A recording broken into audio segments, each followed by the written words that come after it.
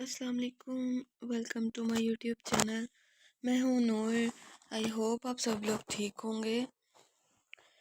تو اب میں آپ لوگوں کے لیے ناول جو ہے نا میں وائس اوور کر رہی ہوں، کیونکہ کل ہو سکتا ہے میں مصروف ہوں، کیونکہ دعوت وغیرہ ہے ماموں وغیرہ کے گھر، تو اسی لیے میں ریکارڈ کر رہی ہوں۔ ایک ایپیسوڈ میں نے ریکارڈ کر دیا، وہ کل آن ٹائم اپلوڈ ہو جائے گا، ٹھیک ہے، انشاءاللہ 24 نومبر کو، 24 نومبر ہے نا؟ ہاں، 24 کو اپلوڈ ہو جائے گا۔ اور باقی یہ ناول ہے تو کوشش کروں گی کہ شام کو کر دوں، نہیں تو نیکسٹ ڈے کر دوں گی۔ چلیں سٹارٹ کرتے ہیں ایپیسوڈ نمبر 4، دوست درام بائی ارید شاہ۔ بسم اللہ الرحمن الرحیم۔ مطلب کہ آپ 6 مہینے کے لیے مجھے درام سائے کا غلام بنا رہے ہیں؟ وہ انہیں دیکھتے ہوئے بے یقینی سے پوچھنے لگی۔ میں تو تمہیں اس کی بیوی بنا رہا ہوں بیٹا سائیں، آگے تمہاری مرضی ہے کہ تم کون سا مقام حاصل کرتی ہو، یہ تمہاری مرضی ہے کہ تم آگے کیا سوچتی ہو، کیا کرتی ہو، کس طرح سے اس تعلق کو نبھاتی ہو۔ میں ان سب چیزوں کے بارے میں کچھ نہیں جانتا، اب آگے کی ساری معاملات تم اور درام سائیں طے کرو گے۔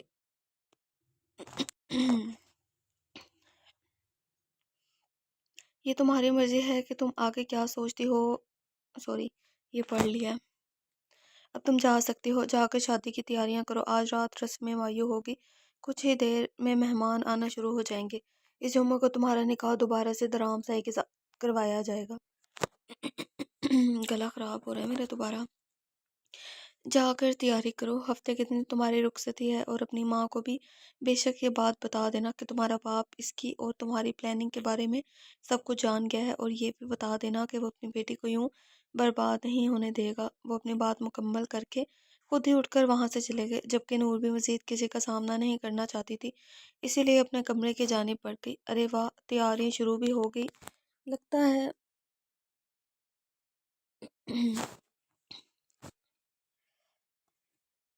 لگتا ہے مائیو کی رسم بہت دھوم دھام سے ہوگی، آخر کس کے بھائی کی شادی ہے۔ وہ بے حد خوشی سے گھر میں ہوتی شادی کی تیاریوں پر غور کر رہی تھی جب ثانیہ ہاتھوں میں پھولوں کی تھال لیے اوپر کی طرف جاتی ہوئی نظر آئی۔ ارے رک جاؤ لڑکی، یہ سب کچھ کہاں لے کر جا رہی ہو، اور یہ جو دلہنوں کے زیورات منگوائے ہیں، اب کیا زرنین ہاتھوں اور پیروں میں دو دو چیزیں پہنے گی؟ حیرانگی سے پھولوں سے سجے زیورات کو اوپر لے جاتے پوچھنے لگے۔ ارے نہیں ادی، یہ ایک زری کی شادی کے لیے ہے اور ایک نور ادی کے لیے، دلہن دو ہے تو زیورات بھی دو ہوں گے نا۔ اچھا، اب میں یہ جلدی سے اوپر چھوڑ کر آتی ہوں، پھر سکینہ خالہ میرے لیے بھی بنا رہی ہیں، ان سے وہ لینے ہیں، وہ خوشی سے کہتی اوپر کی جانب جا چکی تھی، جبکہ وہ اس کے الفاظوں میں الجھی ہوئی تھی۔ وہ ایسا سوچنا بھی نہیں چاہتی تھی جس کا اشارہ ثانیہ سے دے کر گئی تھی۔ دو دلہنیں کیسے؟ دلہن تو زرنش ہے، یا پھر نور کو کہیں نور شادی کے لیے مان تو نہیں گئی؟ وہ پریشانی سے سوچتی تیزی سے سیڑھیاں اترتی اپنے ماں کے کمرے کی جانب جا رہی تھی، جہاں سے آتی آوازوں نے اسے وہیں رکنے پر مجبور کر دیا۔ کس بات کی خوشی سائیں؟ اپنی بیٹی کی خوشیاں اپنی آنکھوں سے برباد ہوتے دیکھنے کے بعد میں کس بات کی خوشی مناؤں سائیں؟ جواب دے مجھے۔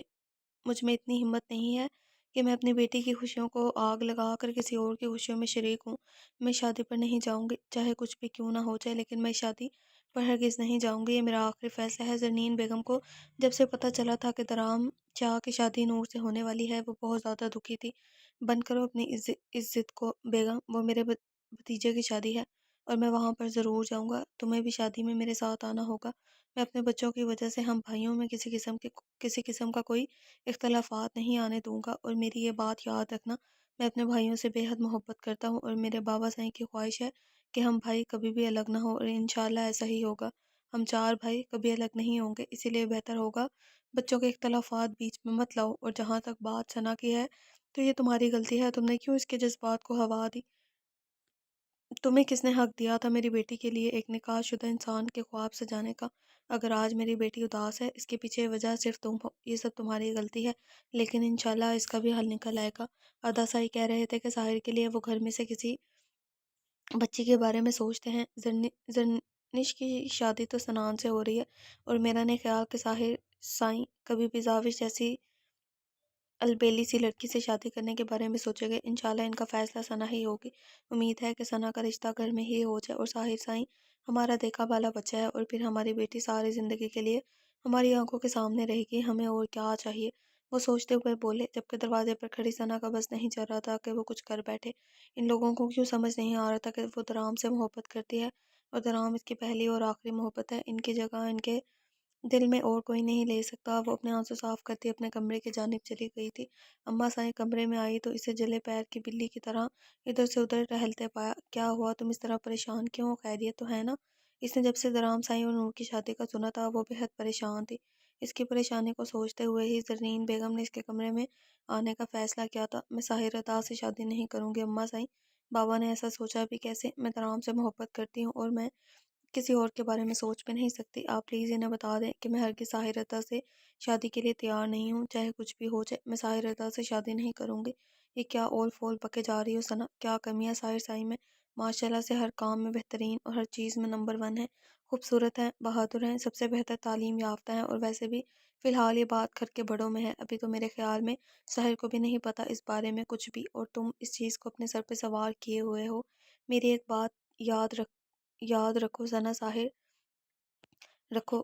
ساحر سائیں بھی درام سے کم نہیں ہے، یہاں تک کہ اس جائیداد میں بھی ان کا برابر کا حصہ ہے۔ تمہیں کبھی کوئی تکلیف نہیں ہوگی، اور سب سے بڑھ کر تم ہمیشہ اسی گھر میں رہو گے ہمارے سامنے۔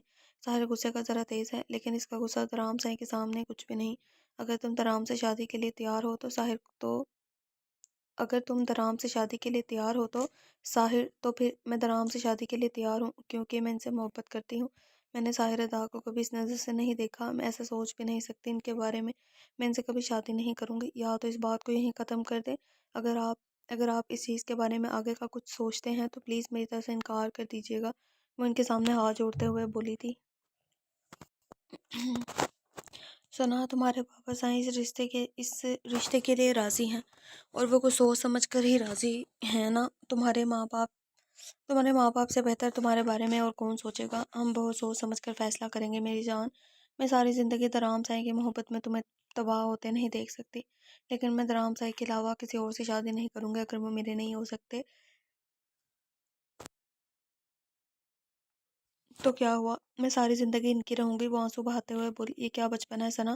ٹھیک ہے، سارا قصور میرا ہی ہے، میں نے ہی تمہارے دماغ میں یہ سب ڈالا کہ تمہاری شادی درام سائیں سے ہو سکتی ہے۔ اب میں تمہیں مزید یہ بچپنا نہیں کرنے دوں گی۔ ان کی طرف سے بات چلتے ہی میں تمہارے رشتے کے لیے ہاں کر دوں گی، اور ہم تمہاری شادی کا فیصلہ کریں گے۔ ہاں، ہم اپنی بیٹی کی زندگی تم نہیں ہم اپنی بیٹی کی زندگی ایک شخص کے نام پر برباد نہیں ہونے دیں گے۔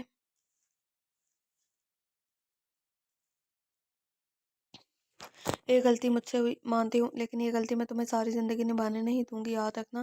ہم تمہارے ماں باپ ہیں، تمہارے لیے غلط فیصلہ نہیں کریں گے۔ وہ غصے سے کہتی کمرے سے باہر نکل گئی تھی، جبکہ ثنا وہیں بیڈ پر بیٹھی آنسو بہانے لگی تھی۔ اماں صحیح، چاہے کچھ بھی کیوں نہ ہو جائے، درام سائی کے علاوہ اور کسی کے بارے میں نہیں سوچ سکتی۔ میں شادی کروں گی تو صرف اور صرف درام سائی سے اور درام سائیں کے علاوہ میری زندگی میں اور کوئی نہیں آ سکتا، کبھی بھی نہیں۔ اسے کمرے میں آنے کے بعد پتہ چلا کہ آج صرف زرین کی نہیں بلکہ اس کی بھی رسمیں مایوں کی جا رہی ہے، لیکن اسے کون سا فرق پڑتا تھا؟ اور ڈرامہ کرنے کا فیصلہ کر ہی لیا تھا۔ یہ سارا ڈرامہ کرنے کے لیے بھی تیار تھی، اسے ان چیزوں سے کوئی لینا دینا نہیں تھا، لیکن اب وہ اپنے حصے کے لیے کچھ بھی کر سکتی تھی۔ اگر وہ اپنے حصے کے لیے 6 مہینے کی شادی کے لیے تیار ہو گئی تھی تو پھر باقی کے دکھاوے پر اسے کیا اعتراض ہو سکتا تھا؟ پہلے ہلدی مایوں جمعے کے دن کی جا رہی تھی، لیکن جمعے کو مولوی صاحب نے پاک دن قرار دے کر اس دن نکاح رکھ لیا تھا۔ باقی ساری رسم جمعے سے پہلے پہلے ادا ہونی تھی، اسی لیے رسم مایوں آج ہی رکھ دی گئی تھی۔ سب لوگ جمع ہونا شروع ہو گئے تھے، جبکہ وہ بنا زیادہ کسی بھی چیز میں انٹرسٹ لیے اوپر اپنے کمرے میں آ گئی تھی، جہاں اس کے لیے خوبصورت ڈریس کے ساتھ پھولوں کے زیورات بیڈ پر رکھ دیے گئے تھے۔ بابا صحیح، آپ اتنا جلدی یہ سب کچھ کیوں کرنا چاہتے ہیں؟ میری شادی ہو جائے گی۔ اور ابھی کام ختم کر کے اندر داخل ہوا تھا تو بابا صحیح اس کے سامنے ایک بار پھر سے سوال لیے حاضر ہوئے تھے۔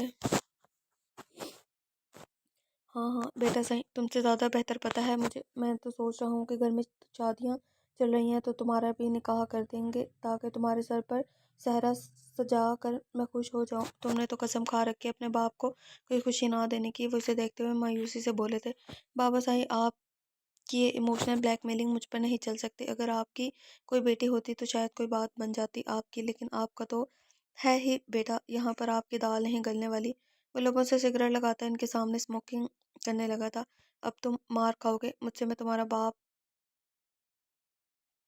तुम्हारा बाप छोड़ चुका है, ये तुम कब छोड़ोगे? वो बड़े गुस्से से डांटते हुए बोले थे।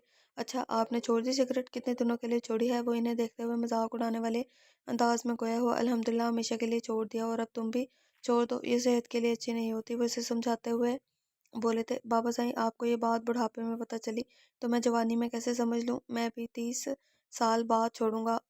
वो गांव पीछे हटने वालों में से था। वो अपने अल्फाज से जाहिर करता था कि वो इन्हीं का बेटा है। बेटा साईं, आने दो मेरी बहू को, फिर देखना तुम्हारे ये तेवर कैसे बदलते हैं। वो इसकी बात से मायूस होकर बोले बोले इससे सिगरेट छिड़वाना इतना आसान नहीं था, क्योंकि वो बहुत छोटी उम्र से इस चीज़ की तरफ लग गया था।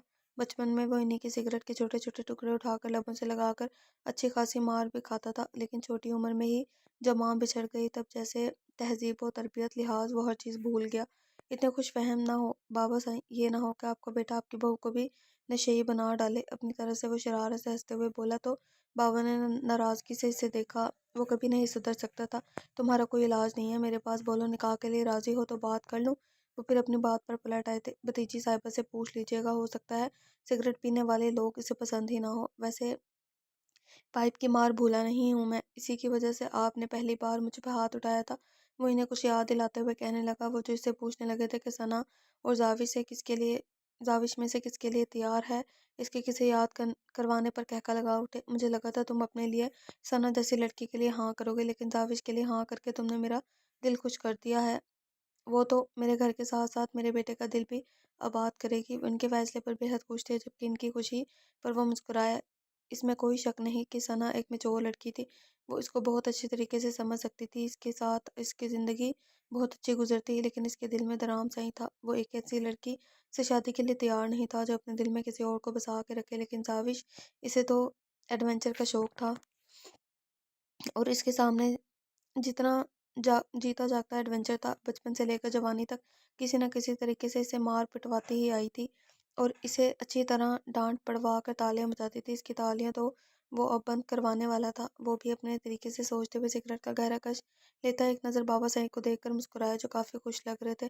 अब ये मत कहिएगा आप अभी जा रहे हैं अपने भतीजे का रिश्ता मांगने के लिए? इनकी खुशी देखते हुए वो इन्हें देखकर कहने लगा तो वो हंस दिए। वो अब मेरा काम है बेटा साईं, तुम्हें सिर्फ हाँ करनी थी, बाकी सब कुछ मैं संभालूंगा। तुम बस अपने सिगरेट फूंको, असल महबूब तो तुम्हारी ये है। इसे मुसलसल सिगरेट पीते देखकर वो चोट करते हुए बोले तो वह कहकर लगा कर हंसा था। वो येलो कलर का खूबसूरत शरारा पहन कर आई और अब फूलों के जेवरात देख रही थी। इनको कैसे पहनूं? वो जेवरात देखते हुए सोचने लगी। वो पहले कभी ना ना तो इस तरह की किसी तकरीब में शामिल हुई थी, और ना ये सब पहना। नहीं अब इसे समझ नहीं सॉरी और अब इसे समझ नहीं आ रहा था कि वो ये कैसे पहने, वो क्या करे। ऊपर से हमना आंटी ने इसे कह दिया था कि बेटा साईं, कोई मदद चाहिए हो तो मैं रुक जाती हूँ, लेकिन इसे तो इनकी मदद चाहिए ही नहीं थी। इसने साफ इनकार कर दिया और अब खुद सर पकड़ कर बैठ गई थी। अब क्या करूँ? आंटी ने तो बोला था मदद के लिए, मैंने इनकार कर दिया। क्या जाता अगर मदद ले लेती। और अब तो जनीन बेगम ने भी दरवाजे पर दस्तक देकर कहा था कि जल्दी से ये सब पहन कर बाहर आओ। ये तो बैंगल्स हैं, लेकिन ये क्या है? वो कंगन देखकर समझ गई, लेकिन ताज़े फूलों से बनी माथा पट्टी इसके लिए न्यू थी। हमना ने मेकअप करने से मना किया था, वरना अब तक वो तैयार हो चुकी होती, और ये सब भी पहनने की ज़रूरत नहीं थी, क्योंकि वो मेकअप इतनी महारत से कर लेती थी कि इसे और कुछ भी करने की कोशिश की ज़रूरत ना पेश आती। और ज्वेलरी इसे कभी भी कोई ख़ास पसंद नहीं थी, और ना ही वो किसी किस्म की ज्वेलरी पहनती थी। हमना आंटी ने इसको कहा था कि इसे मेकअप करने की बिल्कुल कोई ज़रूरत नहीं है, क्योंकि बाहर इसे हल्दी और उपटन लगाया जाएगा। वो सिर्फ अपना लिबास चेंज करे और जेवरात पहनकर बाहर आ जाए। इसने सोचा था कि ये सब कुछ पहनना मुश्किल नहीं होगा, वो आसानी से पहनकर बाहर निकल जाएगी, लेकिन ये सारी चीज़ें इसे कंफ्यूज कर रही थी। नूर अदी, आप तैयार होगी? सानिया दरवाजे पर दस्तक देती अंदर दाखिल हुई थी। ऑलमोस्ट चेंज कर लिया है मैंने, बस ये सब पहना रहता है, वो इसे देखते हुए बोली, और अपने हाथों में जेवरात उठाकर देखने लगी। क्या आपको मेरी मदद चाहिए? इसे फूलों के साथ उलझते देखकर इसने ऑफर कराने लगी थी। वैसे तो इसे मदद चाहिए थी, लेकिन अपनी ज़ुबान से कहकर मदद लेना इसे पसंद नहीं था। वैसे ये मुश्किल तो नहीं है, लेकिन अगर तुम फिर भी कुछ करना चाहती हो तो आओ, ये ज्वेलरी पहनाओ तो मुझे जल्दी से जल्दी हो जाएगा काम। वो खुद ही कंगन उठाकर पहनते हुए उसे कहने लगी तो सना खुशी से इसके करीब आई। इसने खुद भी फूलों के जेवरात पहन रखे थे, लेकिन इसके सिर्फ हाथों हाथों कंगन और गले में हार था, बाकी इतना सब कुछ इसने नहीं पहन रखा था जो दुल्हन के लिए बनवाया गया था, और दुल्हन के जेवरात गुलाब के फूलों के थे, जबकि जाविश, सना और सानिया के जेवरात मोती के फूलों के थे।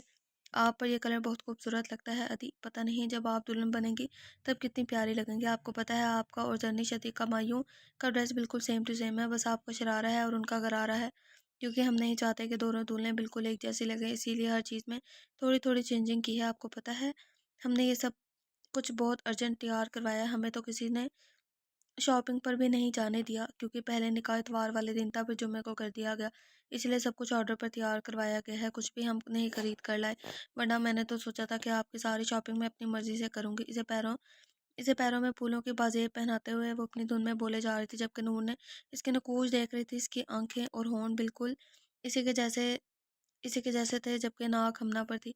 यहाँ तक इसकी आवाज़ भी इससे बहुत मिलती थी। सबकी ज़बानी इसने यही सुना था कि सानिया एक बहुत ही लायक स्टूडेंट है। इसके पूरे ख़ानदान में इससे ज़्यादा होशियार बच्ची नहीं थी, और घर के बड़ों ने मिलकर फैसला किया था कि वो इसे आगे पढ़ाएंगे। यकीनन ये अपनी जहानत से इसके इनके ख़ानदान का नाम रोशन करेगी। वो इसे ज्वेलरी पहनाकर अब एक आखिरी नज़र इसे देख रही थी कि कोई कमी तो नहीं रह गई। माशाल्लाह दी, आप बेहद खूबसूरत लग रही हैं। आपको आज तो आपको बस किसी की नज़र ना लगे। अगर अम्मा साई यहाँ पर होती तो आपकी नज़र का टिक्का भी लगा चुकी होती। खैर कोई बात नहीं, वो तो बाहर भी नहीं छोड़ने वाली। चाहे चले, आइए बाहर चलते हैं। जाविश अदी जरी अदी को तैयार करके बाहर ला चुकी होंगी, और मैं आपको लेकर जाऊंगी। जब आप दुल्हन बनेंगी तब भी मैं दराम अदा से बहुत सारा नेक लूंगी।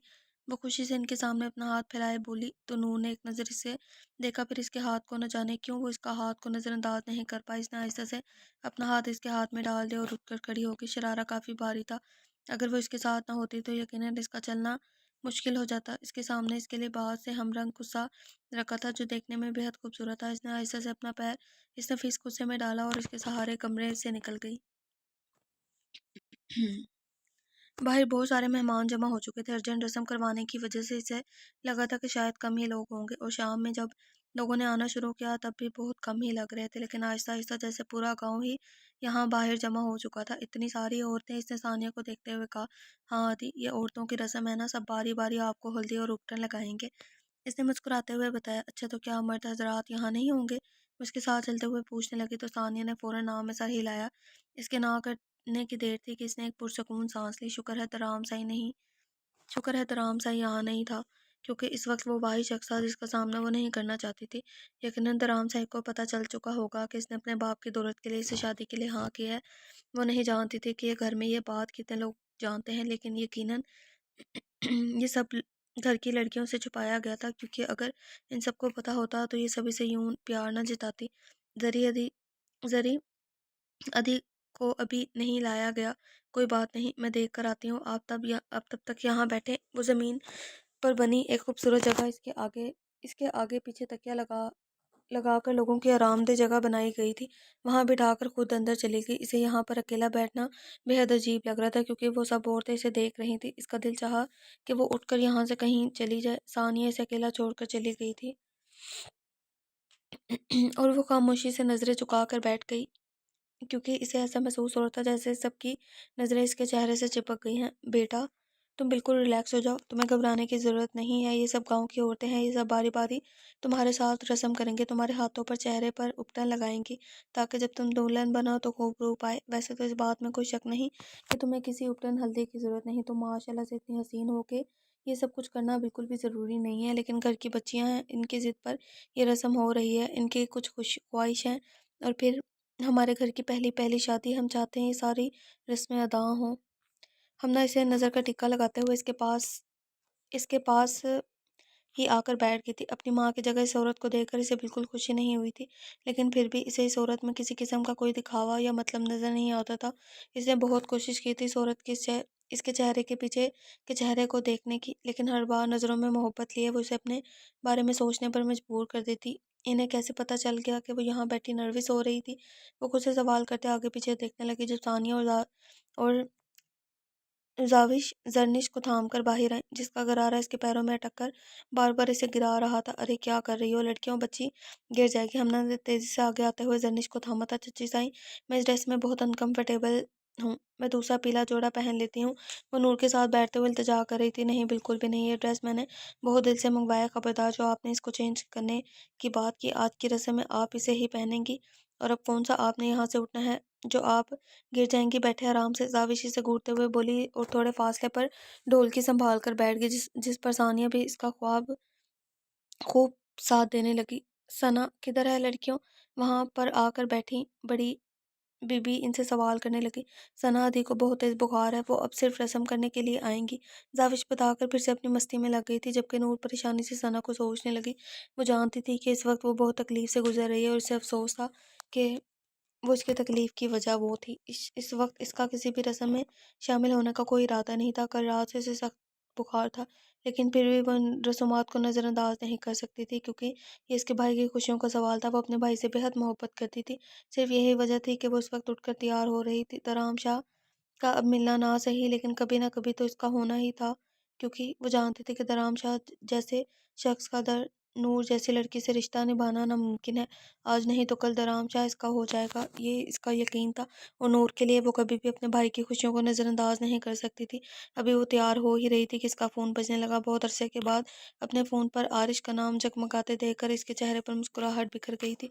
अस्सलाम वालेकुम कज़न साई, कैसी हो? वो क्या है ना, एक खबर मेरे कानों में उड़ती उड़ती पहुंची है, प्लीज़ इस पर हाँ हाँ ये हाँ के हाँ या ना की मोहर लगा दो कि मुझे सुकून मिल जाए। इसका हमेशा की तरह शरारत झलकाता लहजा इसकी समातों से टकराया। बताओ अब क्या सुन लिया है तुमने? वो कानों में मोतिये के खूबसूरत फूल का झुमका पहने मोबाइल फ़ोन की को स्पीकर पर लगा चुकी थी। मैंने सुना है मेरी दुआएं कबूल हो गई, आखिर अल्लाह को रहम आ ही गया मुझ पर। क्या कहती हो, क्या कहती हो? फिर खुश होकर बोला तो सना ने गुस्से से फ़ोन को घूरा। ये बकवास करने के लिए फ़ोन किया है तुमने? वो बेहद गुस्से से बोली। हाँ हाँ ना, मैंने तो यही बकवास करने के लिए फ़ोन किया। अल्लाह ताला ने मेरी दुआएं कबूल कर ली और सुना है दरामदा की बीवी इनके पास आ गई हमेशा हमेशा के लिए, और उनकी शादी होने जा रही है। प्लीज़ बताओ ना ये सच है? अगर ये सच है तो मुझे शुक्राने के नवाफिल भी अदा करने होंगे। आखिर मेरे मुल्ला ने मेरी सुन ली। बेशक वो दिल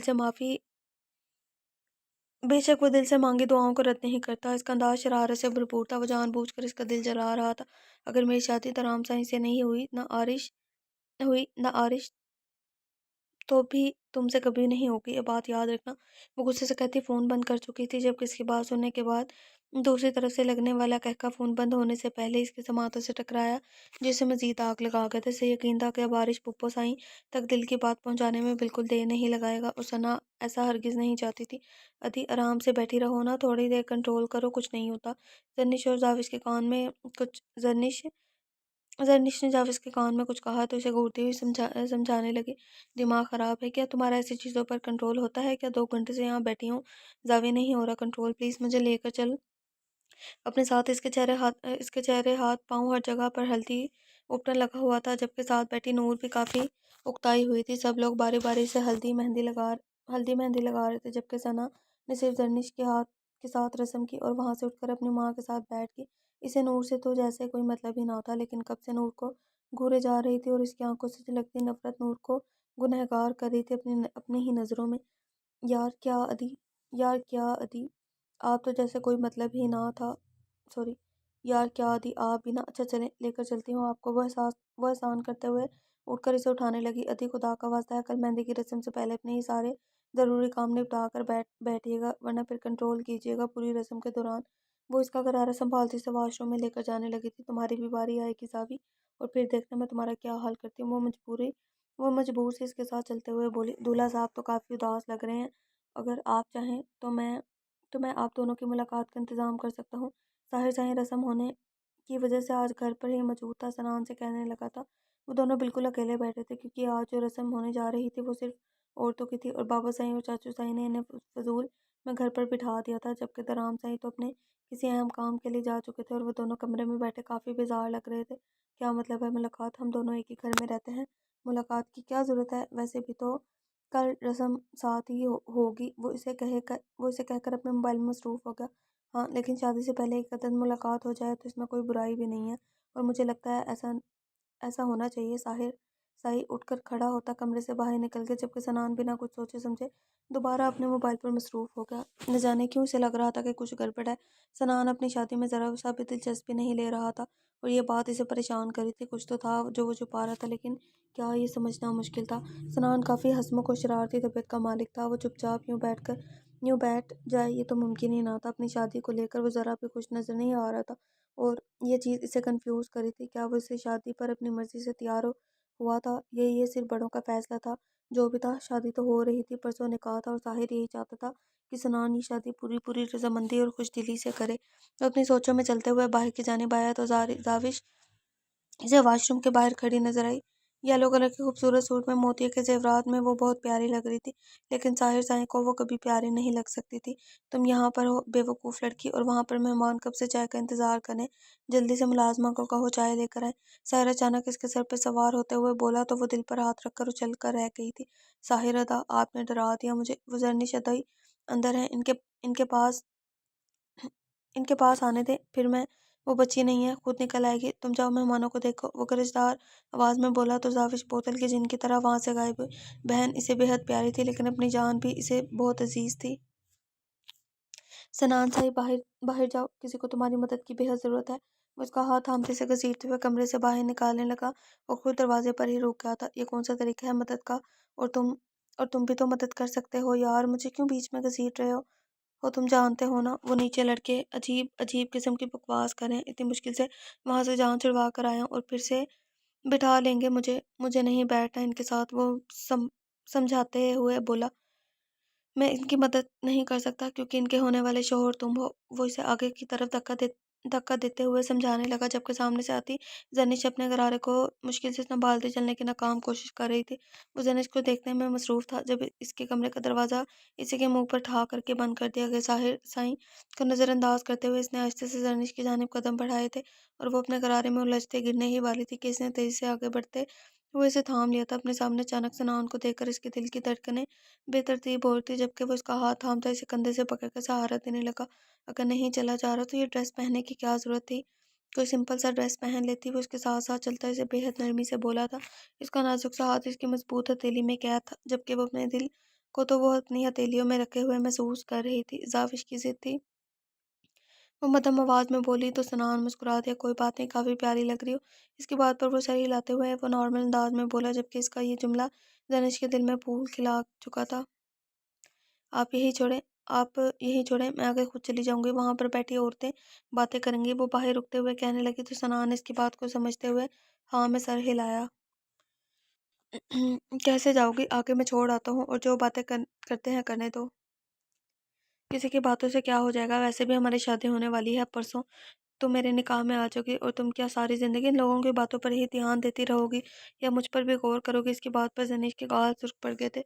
वो इसे यूं ही वो ऐसे वो इसे यूं ही थामे हाल में आया तो जर्निश ने सर झुका लिया। पता नहीं लोग क्या बातें करेंगे, लेकिन अपने होने वाले हम सफ़र के साथ ये सफ़र बेहद हसीन था। जबकि सनान के कमरे के दरवाजे पर खड़े साहिर ने पुरसकून सांस लिया था। शायद इसका अंदाज गलत था, सनान भी इस शादी से खुश था। इसे पूरी तरह से हल्दी और उपटन थोप दिया गया था। वो अच्छी खासी उकताई हुई थी, बस यहाँ से भागने का कोई रास्ता मिल जाए। इसे गुस्सा भी आ रहा था और खुद पर तरस भी। न जाने अभी कितनी औरतें बाकी थी रस्म करने के लिए, पता नहीं ये रस्म कब ख़त्म होने वाली थी। अब तो इसे थकावट भी होने लगी थी। एक ही पोजीशन में वो तकरीबन 2 ढाई घंटे से बैठी हुई थी। सानिया, ये सब कब खत्म होगा? वो अपने साथ बैठी गाना गाती सानिया से पूछने लगी थी। अदी अभी तो बहुत सारी औरतें रहती हैं।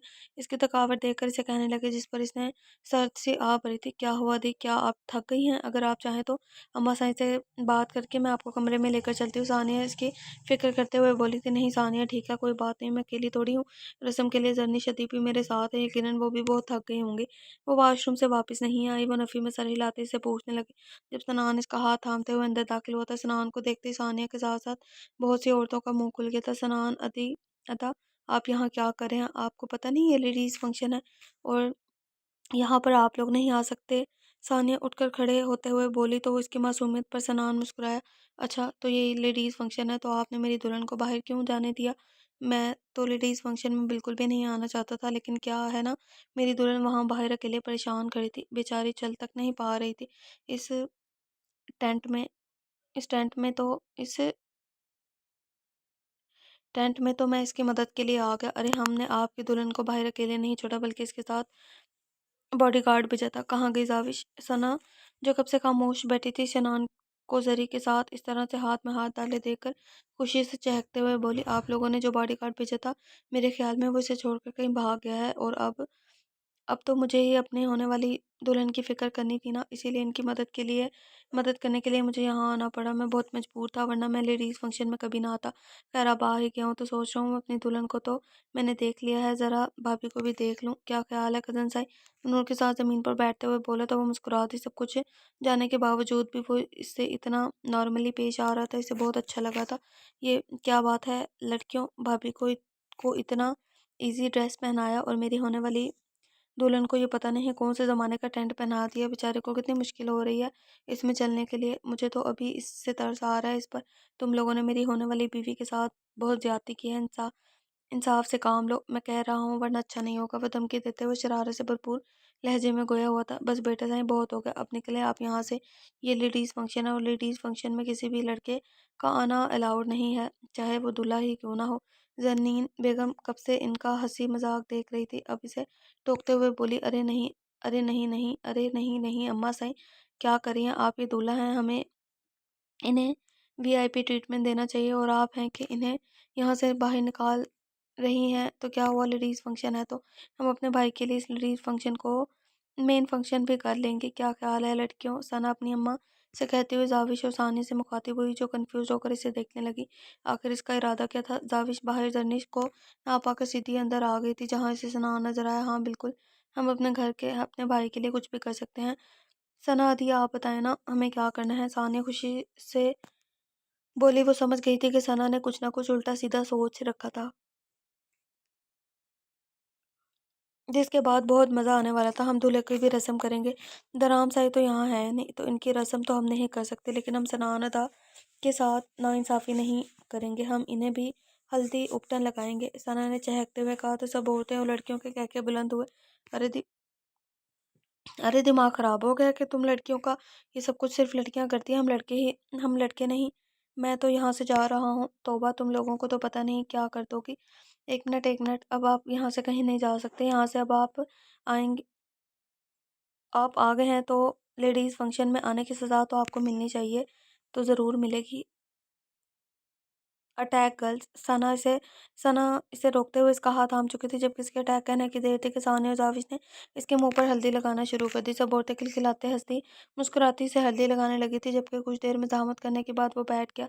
यहाँ से बचकर निकलना बेहद मुश्किल था और ये वो समझ गया था। साहिर साहिर कब से इसकी वापसी का इंतजार करते, इसके वापस ना आने पर वो खुद ही हॉल की जानिब आया तो इसे बेहाल देखकर वहीं से पलट गया।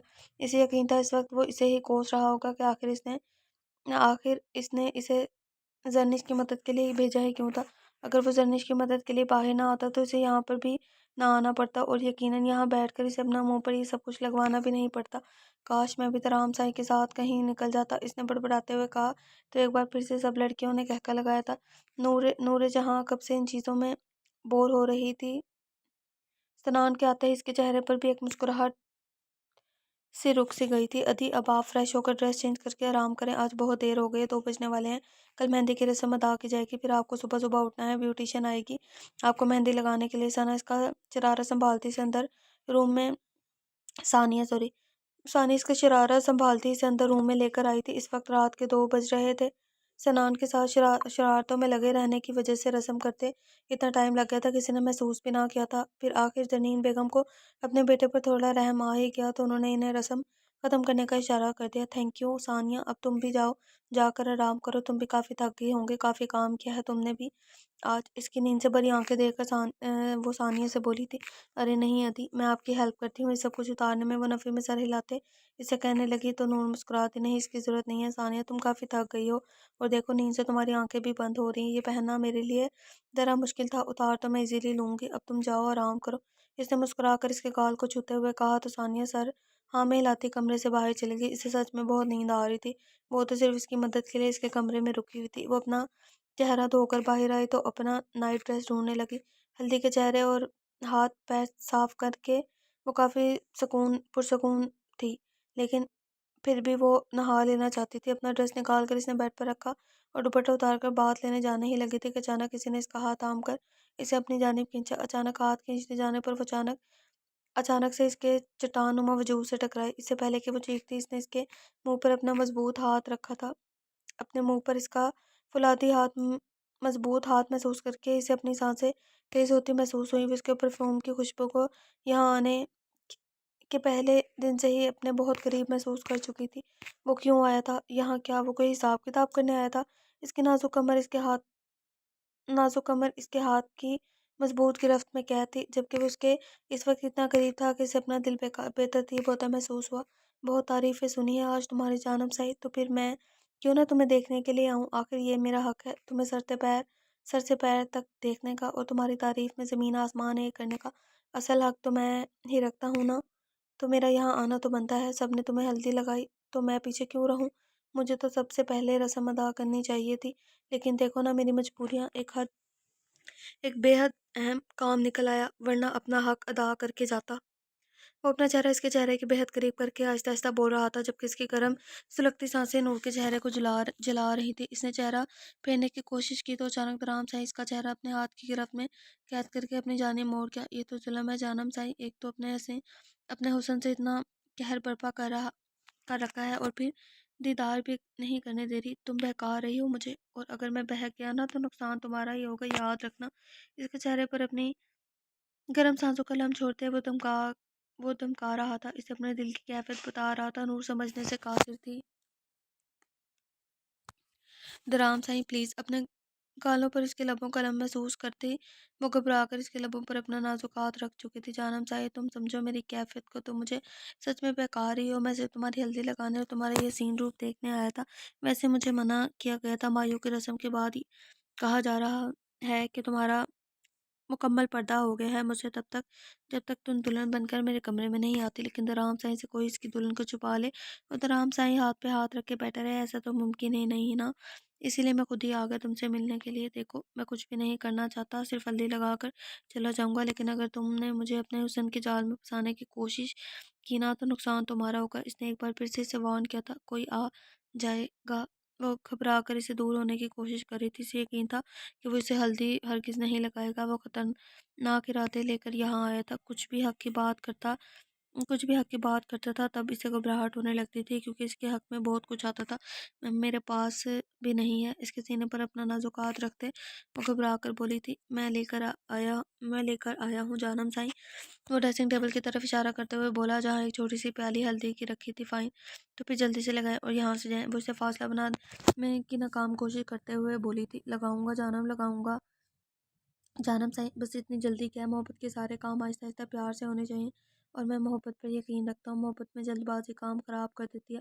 وہ اپنی انگلیوں سے اس کے چہرے کے کڑے نقوش پر پیتے سے مزید نروس کر رہا تھا۔ وہ اس کا سامنا نہیں کرنا چاہتی تھی، کیونکہ اسے لگتا تھا کہ وہ اسے سوال کرے گا، وجہ جانے گا اسے شادی کرنے کی، لیکن وہ تو کچھ پوچھ ہی نہیں رہا تھا جسے اس ڈیل سے اس کا کوئی واسطہ ہی نہ ہو۔ لیکن اسے یقین تھا کہ درام سے اس چیز کے بارے میں سب کچھ جانتا ہے، لیکن پھر بھی خاموش کیوں تھا۔ درام سائیں پلیز یہاں سے جائیں، کوئی آ جائے گا۔ وہ بڑی مشکل سے اس کا ہاتھ اپنے کمر سے ہٹاتے چہرہ پھیر کر اسے دور ذرا فاصلے پر جا رکی تھی۔ اس کی سانسیں درام کی قربت نے بے حد تیز کر دی تھی۔ سینے میں دھڑکتا دل پسلیوں کی مضبوط دیوار توڑ کر باہر آنے کو بےتاب تھا۔ جب اسے اپنے بازو پر کوئی ٹھنڈی سی چیز محسوس ہوئی، اس نے اس کی سانسوں کو مزید اتھل پتھل کر دیا۔ درام سے وہ اس کا ہاتھ کا ٹھنڈا لمس اپنے گردن پر محسوس کرتی وہ اس کی طرف رخ پھیری، اس کا ہاتھ تھام چکی تھی۔ بولو میری جانیں سائیں، چلو آج ہماری ہلدی کی خوشی میں تمہیں ایک موقع دیتا ہوں، مجھ سے کچھ بھی مانگ سکتی ہو تم، بے شک جان مانگ لو، تم جان سے بھی زیادہ عزیز ہو، تمہیں چھوڑ کر میں تمہیں دنیا کی ہر خوشی دے سکتا ہوں، مجھ سے خود کو مت مانگنا، باقی چاہے دنیا مانگ لو۔ اس کے اس کے ماتھے کو اپنے دہکتے لبوں سے چھوتے وہ اس کا چہرہ اپنے ہاتھوں کی پیالوں میں قید کر چکا تھا۔ آزادی، اس نے ایک نظر اٹھا کر اسے دیکھا اور پھر ایک لفظ ادا کیا، آپ مجھے آزاد کر دیں۔ وہ اپنی محبت کو حاصل کر لیں، مجھے بس میرا حصہ چاہیے۔ یہاں کسی کی زندگی خراب نہیں کرنے آئی، مجھے کسی سے کوئی لینا دینا نہیں ہے، مجھے میرا حصہ مل جائے گا تو میں یہاں سے چلی جاؤں گی، کبھی یہاں واپس نہیں آؤں گی۔ آپ اپنی محبت کے ساتھ اپنی زندگی خوشی سے جیے گا، میں کبھی آپ کی خوشیوں کے بیچ رکاوٹ نہیں بنوں گی، میں آپ کے اور آپ کی محبت کے درمیان کبھی نہیں آؤں گی، آپ بس مجھے میرا حصہ دے کر مجھے یہاں سے جانے دیں۔ اسے دیکھتے ہوئے بولی تو رام نے ایک قدم پیچھے ہٹا کر اس کے چہرے کو دیکھا تھا۔ احمق لڑکی، تم نے اپنا موقع گنوا دیا۔ مجھے لگا کہ تم کہو گی کہ شادی کے بعد تمہیں ہنی مون پر پیرس یا امریکہ لے کر جاؤں، لیکن تم ہو ہی بیوقوف۔ جب میں تمہیں پہلے ہی بتا چکا ہوں کہ مجھ سے خود کو مت مانگنا، تو پھر کیوں بے وقوفی کرنے لگی؟ چلو میں تمہیں ایک اور موقع دیتا ہوں، میں تمہیں دو آپشن دیتا ہوں، ان دونوں میں سے کسی ایک کو سلیکٹ کرو۔ تمہیں اپنا حصہ چاہیے یا طلاق؟ وہ اسے دیکھتے ہوئے سوال کرنے لگا۔ اس کے الفاظ طلاق پر نہ جانے کیوں اس کے سینے کے اندر دل نے شور برپا کر دیا تھا۔ وہ حصہ لینے آئی تھی، اسے جائیداد چاہیے تھی، لیکن وہ درام سائیں کے ساتھ رہنا بھی نہیں چاہتی تھی۔ سر جھکا کر اس کے منہ سے ایک الفاظ نکلا تھا، جائیداد، اور اس الفاظ کے ساتھ ہی درام نے اس کی گردن میں ہاتھ ڈال کر اسے اپنے بہت قریب کھینچ لیا تھا۔ یہ دولت تو کیا، درام سائیں کی نس نس آج سے تمہاری ہے۔ اس کے لبوں کو اپنے لبوں میں قید کرتا وہ اپنی سانسوں سے اس کی سانسیں مہکانے لگا۔ اس کا ہاتھ اس کی گردن سے سرکتا ہوا اس کی کمر تک آ چکا تھا، جب اچانک اس کی کمر کو اپنی گرفت میں قید کر کے اس نے اپنی جانب کھینچا تھا۔ وہ اس کے سینے سے ٹکراتے اس کے بہت قریب آ چکے تھے۔ درام کا دل اسے اپنے دل کے ساتھ رکھتا ہوا محسوس ہونے لگا، جسے ان دونوں کی دھڑکنیں مل کر ایک ہو چکی ہوں۔ اس نے ایسے سے اپنا ہاتھ اس کے کندھے پر رکھ کر اسے خود سے دور کرنا چاہا۔ اس کے لبوں سے اپنے لب ہٹاتے ہوئے درام نے اس کا خون سے لگتا چہرہ دیکھا، اس کے لبوں پر مسکراہٹ بکھر گئی۔ ابھی اس نے اسے دور ہونا چاہا ہی تھا کہ درام نے ایک بار پھر سے کھینچ کر اسے اپنے سینے سے لگایا۔ اس کی گرفت اس کے وجود پر بے حد سخت تھی، جبکہ اپنے گردن پر وہ اس کی گرم سانسوں کو محسوس کری تھی۔ اپنے دل سے ہر طرح کی غلط فہمی نکال دو، بے وقوف لڑکی۔ اس دنیا میں کوئی بھی ایسا نہیں ہے جو مجھے زبردستی کچھ بھی کرنے پر مجبور کر دے۔ اس گاؤں کا سردار ہوں میں، مجھ پر اپنی کوئی نہیں چلا سکتا۔ تمہارے بارے میں سب کچھ جاننے کے بعد بھی میں تم سے شادی کر رہا ہوں، تو یقین کر لو مجھ پر کسی قسم کا کوئی دباؤ نہیں ہے۔ اس دل میں دھڑکن بن کر رہتی ہو تم راج کرتی ہو اسی لیے تمہیں اپنے دل کی ہی نہیں زندگی کی ملکہ بنا رہا ہوں۔ اس کی گردن پر اپنے لب رکھے وہ آہستہ مگر دل فریب انداز میں بول رہا تھا، جبکہ اس کے سینے سے لگی وہ اپنی دھڑکنوں کے ساتھ اس کی دھڑکنوں کا شور سن رہی تھی۔ کہنے کے لیے کچھ بھی نہ تھا، اس کے سینے سے لگے جیسے وہ دنیا بلائے کھڑی تھی۔ اسے الگ ہوتے درام نے ایسے اس کا نازک وجود اپنی باہوں میں اٹھایا۔ وہ چھوٹے چھوٹے قدم اٹھاتا اسے بیڈ پر لٹاتے ہوئے اس پر بلینکٹ ڈال کر لائٹ آف کر کے کمرے سے باہر نکل گیا تھا۔ وہ جیسے اب تک اس کے احسار میں تھی۔ بنا کچھ سوچے اس نے ایسے سے اپنی آنکھیں بند کر لی۔ وہ کچھ بھی نہیں سوچنا چاہتی تھی، نہ آنے والے وقت، نہ آنے والے کل، اور نہ ہی اپنے آج کو۔ اپنے وجود پر اسے اب تک درام کے سرکتے ہاتھ محسوس ہو رہے تھے۔ وہ خاموشی سے آنکھیں بند کر کے پڑی تھی سوچ پر۔ اس وقت درام اس حد تک سوار تھا کہ اسے یاد نہیں رہا تھا کہ وہ کمرے کی لائٹ بھی بند کر گیا تھا، جبکہ اسے اندھیرے میں کبھی بھی نیند نہیں آتی تھی۔ لیکن آج وہ اپنے ہوش میں ہی کہاں تھی؟ کیا ہوا انصر؟ سب ٹھیک تو ہے نا؟ اتنی رات کو بلایا، خیریت تو ہے نا؟ رات کے 2:30 بج رہے ہیں۔ وہ انصر خاص ملازم کو دیکھتے ہوئے پوچھنے لگا۔ کچھ بھی ٹھیک نہیں ہے سائی، آپ اندر آ کر دیکھیں۔ وہ اسے اندر آنے کو کہتا بات ادھوری چھوڑ گیا تھا۔ یہ جھونپڑی اسی گاؤں کے چچا نزاکت کی تھی۔ وہ کچھ دیر پہلے بہت خوبصورتی سے سجی ہوئی تھی۔ کچھ دن پہلے ہی چچا نزاکت نے اپنی اکلوتی بیٹی ماریہ کی شادی دوسرے گاؤں میں ملک لیاقت کے ملازم ناصر سے کروائی تھی۔ اس دن چچا نزاکت بے حد خوش تھے، اور آج جیسے یہاں ماتم کا سماں تھا۔ چند دن پہلے جس معصوم کو اس گھر سے دعاؤں کے ساتھ رخصت کیا گیا تھا، اس وقت وہ چارپائی پر پڑی بے حد بری حالت میں تھی۔ چچا نزاکت نے ایک نظر درام سائیں کی جانب دیکھا اور پھر بھاگتے ہوئے ان کے پیروں میں آ کر گر گئے تھے۔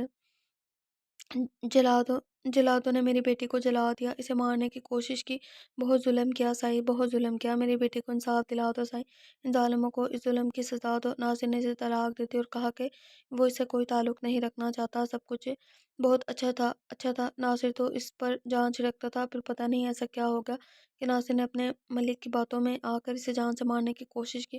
پتہ نہیں گاؤں والوں نے کس طرح اس کی جان بچا لی۔ اپنی بیٹی کی ادمری لاش لینے جب میں وہاں گیا تو ناصر نے میرے منہ پر اسے طلاق دے دی۔ ہمیں تو کچھ بتایا ہی نہیں ہے سائیں، میری بیٹی کی زندگی برباد ہوگی سائیں۔ میں لوگوں کو کیا بتاؤں گا کہ کیوں شادی کے 18ویں دن شوہر نے اسے اس حال میں پہنچا دیا، کیوں اسے طلاق دی۔ لوگ تو نہ جانے کیا کیا باتیں کریں گے سائیں۔ میں کیا کروں، میں کہاں جاؤں سائیں؟ میں برباد ہو گیا، میری بیٹی برباد ہوگی۔ نزاکت چچا، خود کو سنبھالو، تمہاری بیٹی کے ساتھ ظلم ہوا ہے، اس کی سزا ناصر کو ضرور ملے گی، کیونکہ یہ میرے گاؤں کی بیٹی ہے، اور اس کے ساتھ ناصر نے یہ سب کچھ کیوں کیا یہ مجھے میری بیٹی بتائے گی۔ دیکھو بہن، عورت کے ساتھ ظلم زمانے سے ہو رہا ہے۔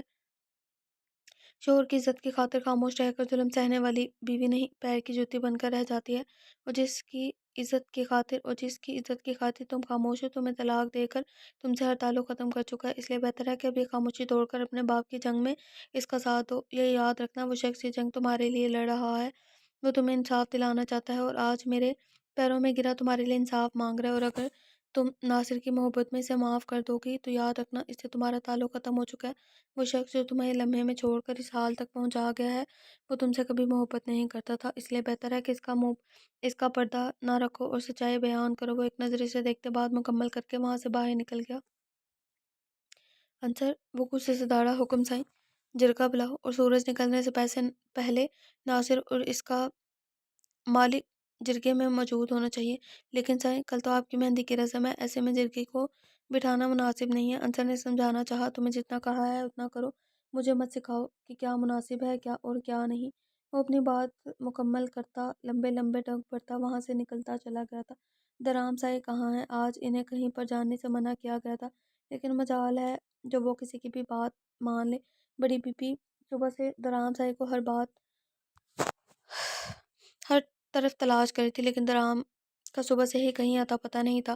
انہیں یقین تھا کہ درام سائیں جانتا ہے کہ درام سائیں ساحر سائیں جانتا ہے کہ درام سائیں کہاں ہے، اسی لیے وہ بار بار ان کے ساتھ آ کر ملازموں پر چلا رہی تھی، جبکہ ساحر سائیں اپنے ہی کاموں میں مگن، کبھی سگریٹ سلگا لیتا تو کبھی مہندی کی تیاریوں میں لگ جاتا۔ ساحر سائیں، میں آخری بار پوچھ رہی ہوں، بتا دو درام سائیں کہاں ہے، ورنہ مجھ سے برا کوئی نہیں ہوگا۔ اس بار وہ براہ راست اس سے مخاطب ہوئی تو اس کی ہنسی نکل گئی۔ بڑی اماں سائیں، اس سے پہلے آپ نے مجھ سے پوچھا یہ کب ہے؟ آپ تو کبھی ملازموں سے پوچھ رہے ہیں تو کبھی انہیں ڈانٹ رہی ہیں، جس سے سوال کریں گے جواب بھی تو وہی دے گا نا۔ آپ مجھ سے سوال کریں تو میں آپ کو بتاؤں نا کہ درام سائیں کدھر ہے؟ مسکراتے ہوئے بولا، تو اب بتاؤ، اب بتا دو، اب تو پوچھ رہی ہوں نا تم سے۔ وہ ذرا سختی سے گویا ہوئی تھی۔ جرگے پر، وہ کہہ کر اپنے موبائل کی سکرین دیکھنے لگا تھا۔ جرگے پر؟ آج تو کوئی جرگہ نہیں ہے، اور میں نے منع کیا تھا کہ شادی کی رسموں کے دوران اپنے کام کو ایک سائڈ پر رکھ دے، تو پھر جرگہ رکھوا لیا اس نے۔ ایک تو بہو انہیں من چاہی نہیں مل رہی تھی، اور اوپر سے بیٹا ان کی کوئی بات نہیں مانتا تھا۔ وہ بے حد غصے میں تھی، کیونکہ اپنے گاؤں کے لوگوں کو پروٹیکٹ کرنا، ان کی حفاظت کرنا درام سائیں کا پہلا فرض ہے۔ اپنی شادی کے لیے وہ اپنے گاؤں کے لوگوں کو نہیں چھوڑ سکتے، وہ سب سے پہلے اس گاؤں کے سردار ہیں۔ پگڑی باندھتے ہوئے انہوں نے یہ قسم اٹھائی تھی کہ گاؤں کے لوگوں سے زیادہ اہم ان کے لیے کچھ نہیں ہوگا۔ گاؤں کے لوگوں کے لیے اگر انہیں اپنی جان بھی دینی پڑی تو وہ پیچھے نہیں ہٹیں گے۔ تو اب آپ ہی بتائیں، اگر ان کے گاؤں کے لوگوں پر مصیبت ٹوٹی ہو تو کیا اس محل میں آرام فرمائیں گے؟ نہیں نا۔ بس اسی لیے وہ اس وقت یہاں پر نہیں بلکہ گاؤں میں ہیں، جہاں کے لوگوں کو ان کی ضرورت ہے ہم سے زیادہ۔ لیکن آپ فکر نہ کریں، آپ جا کر مہندی کی تیاریاں کریں، وہ جلد ہی واپس آ جائیں گے۔ اس نے مسکرا کر کہا اور وہاں سے نکل گیا۔ جبکہ پیچھے کھڑے ان کی باتیں سنتی نور کو درام سائیں کے بارے میں یہ بات جان کر خوشی ہوئی تھی کہ گاؤں کے لوگ درام سائیں کے لیے اتنے اہم تھے کہ ان کے لیے اس نے اپنی شادی کا اتنا اہم دن بھی نظر انداز کر دیا تھا۔ مجھ سے پنگا لے کر تم نے اچھا نہیں کیا درام سائیں، اس کا انجام بہت بھاری پڑے گا تمہیں۔ تم جانتے نہیں ہو میں کون ہوں، میں تمہیں آسانی سے نہیں چھوڑوں گا۔ ملک لیاقت کا بیٹا ملک زعفران غصے سے دیکھ رہا تھا۔ ناصر ملک زعفران کا بہت خاص آدمی تھا۔ ناصر ملک زعفران کے لیے اپنے گاؤں سے خوبصورت لڑکیاں ڈھونڈ کر انہیں بہلا پھسلا کر ملک زعفران کی حویلی میں پہنچاتا تھا، جس کی خبر ماریہ کو لگ گئی تھی۔ تو ماریہ نے ناصر کو سمجھانے کی بہت کوشش کی، لیکن ناصر زعفران کی طرف سے ملنے والی بڑی رقم کی لالچ میں ہر غلط کام کو صحیح سمجھتا رہا۔ ماریہ کو اس نے منہ بند رکھنے کے لیے بہت مجبور کیا، لیکن ماریہ نے اس کی بات ماننے سے انکار کر دیا اور ملک زعفران کے کالے کرتوتوں کے بارے میں اس کے باپ کو بتانے اس کی حویلی جا پہنچی۔ ملک لیاقت نے سب کچھ جان کر اسے واپس جانے کے لیے کہا اور یقین دلایا کہ اب ایسا کچھ نہیں ہوگا۔ اس دن کے بعد ناصر اور ماریہ میں لڑائی جھگڑے تو شروع ہو گئے تھے، لیکن زعفران کی حرکتیں نہ بدلی، اور نہ ہی ناصر نے یہ غلط کام چھوڑا تھا، جس پر تنگ آ کر ماریہ نے اس کے گاؤں کے سردار سے شکایت کرنے کا سوچا۔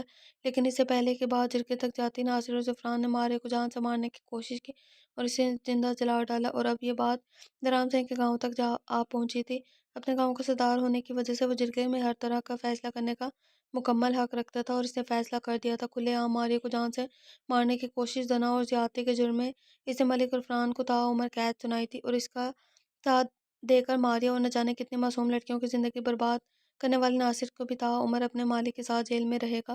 اس کا یہ فیصلہ ملک لیاقت کو بالکل پسند نہیں آیا تھا۔ اس کا اظہار وہ کھلے عام اسے دھمکیاں دیتے ہوئے کر رہا تھا، لیکن ایسی دھمکیاں کی پرواہ درام سائیں نے پہلے کبھی نہیں کی تھی، اور نہ ہی اس نے آنے والی زندگی میں کبھی کی تھی۔ مہندی کی رسم شروع ہونے والی تھی، بیوٹیشین دونوں دلہنوں کو تیار کر چکی تھی۔ اب ان دونوں کو باہر لے کر جانے کا وقت آ چکا تھا۔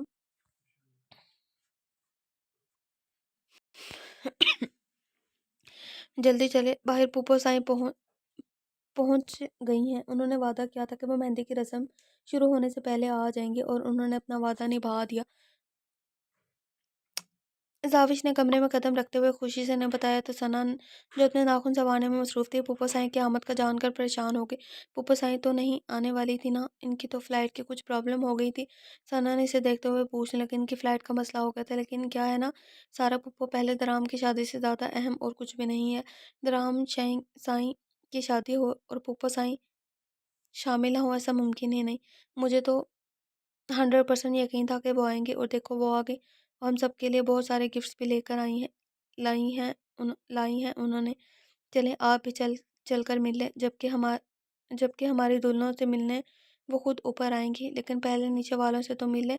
سب لوگ انہیں گھیرے ہوئے بیٹھے ہیں، زاوش اسے دیکھتے ہوئے بتانے لگی، لیکن اس کی باتوں کے بعد بھی ثنا کے چہرے پر کوئی مسکراہٹ نہیں آئی تھی، بلکہ اس کے چہرے پر تھوڑی دیر پہلے جو تھوڑی بہت رونق تھی وہ بھی چلی گئی تھی۔ درام سائیں کہ کسی اور کے ساتھ شادی کا مطلب تھا کہ اب عارش پیچھے نہیں ہٹے گا۔ اپنے دل کی بات وہ اسے بہت وقت پہلے ہی بتا چکا تھا، لیکن ثنا کی مرضی پر ہمیشہ خاموش رہ جاتا تھا۔ لیکن اب نہیں، اس نے ثنا کو کل رات ہی بتا دیا تھا کہ اب اس بار وہ پیچھے نہیں ہٹے گا۔ اس نے ثنا سے کہا تھا کہ درام سائیں تمہارے نصیب میں نہیں، اس بات کو قبول کر لو اور اس بات کے ساتھ میری محبت کو بھی، کیونکہ اس بار اماں سائیں حویلی اس مقصد کے لیے آئی ہیں۔ وہ اپنے دل کی بات اپنی ماں کو بتا چکا تھا اور یقیناً پھوپھو سائیں کو بھی اس رشتے سے کوئی اعتراض نہیں تھا۔ ساحر سائیں کی طرف سے انہیں ابھی کوئی جواب نہیں آیا تھا، اسے کچھ سمجھ نہیں آ رہا تھا۔ یہ ساری چیزیں اس سے بہت زیادہ کنفیوز کر رہی تھی۔ اس وقت وہ بہت پریشان تھی۔ حویلی سے باہر لان میں وہ دونوں دولہے بیٹھے تھے۔ باہر اچھا خاصا شور شرابہ، فائرنگ اور ناچ گانے تھے۔ لڑکے اپنے شوق پورے کر رہے تھے۔ ان کی رسمیں مہندی باہر کی جا رہی تھی، جبکہ حویلی کے اندر ہال میں دونوں دلہنوں کو ایک ساتھ بٹھایا گیا تھا۔ عورتیں باری باری رسم کر رہی تھیں۔ جہاں لڑکیوں کی مہندی میں ناز و نزاکت کا خیال رکھا گیا تھا، وہیں باہر شور شرابہ برپا تھا۔ ویسے درام سائیں اپنے سنان سائیں بہت چھپے رستم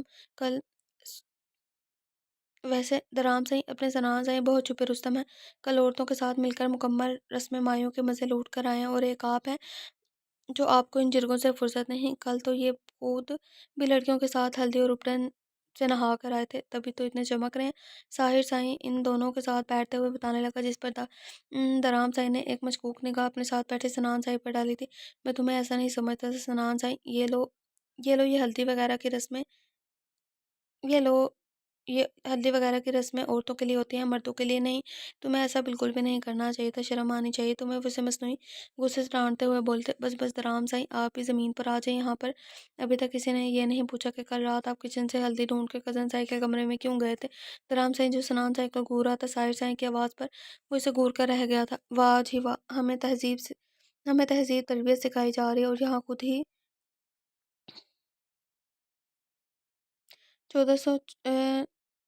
1400 نکات روشن کر کے آئے ہیں۔ اس کا راز جان کر سنان بھی شیر ہوا تھا۔ ایسا کچھ نہیں ہے، درد کی طبیعت خراب تھی اور میں اس کی طبیعت پوچھنے گیا تھا اور ہلدی میں اس کے لیے ڈھونڈ رہا تھا کہ دودھ میں ملا کر پی سکوں۔ اور وہ اپنی صفائی دیتے ہوئے بولے، ارے ہم نے تو پوچھا ہی نہیں آپ ہلدی کیوں ڈھونڈ رہے تھے، اور رات کو 2 بجے آپ کزن سائیں کے کمرے میں اس کی خیریت دریافت کرنے گئے تھے۔ یہ کام تو صبح بھی کیا جا سکتا تھا۔ ویسے کیا آپ کو نہیں پتا کہ مایوں کی رسم کے بعد پردہ لازم قرار دیا گیا ہے؟ طاہر سائیں اب بھی باز نہ آیا تھا۔ آج پہلی بار اسے درام سائیں کی ٹانگ کھینچنے کا موقع ملا تھا۔ وہ کیسے پیچھے ہٹتا؟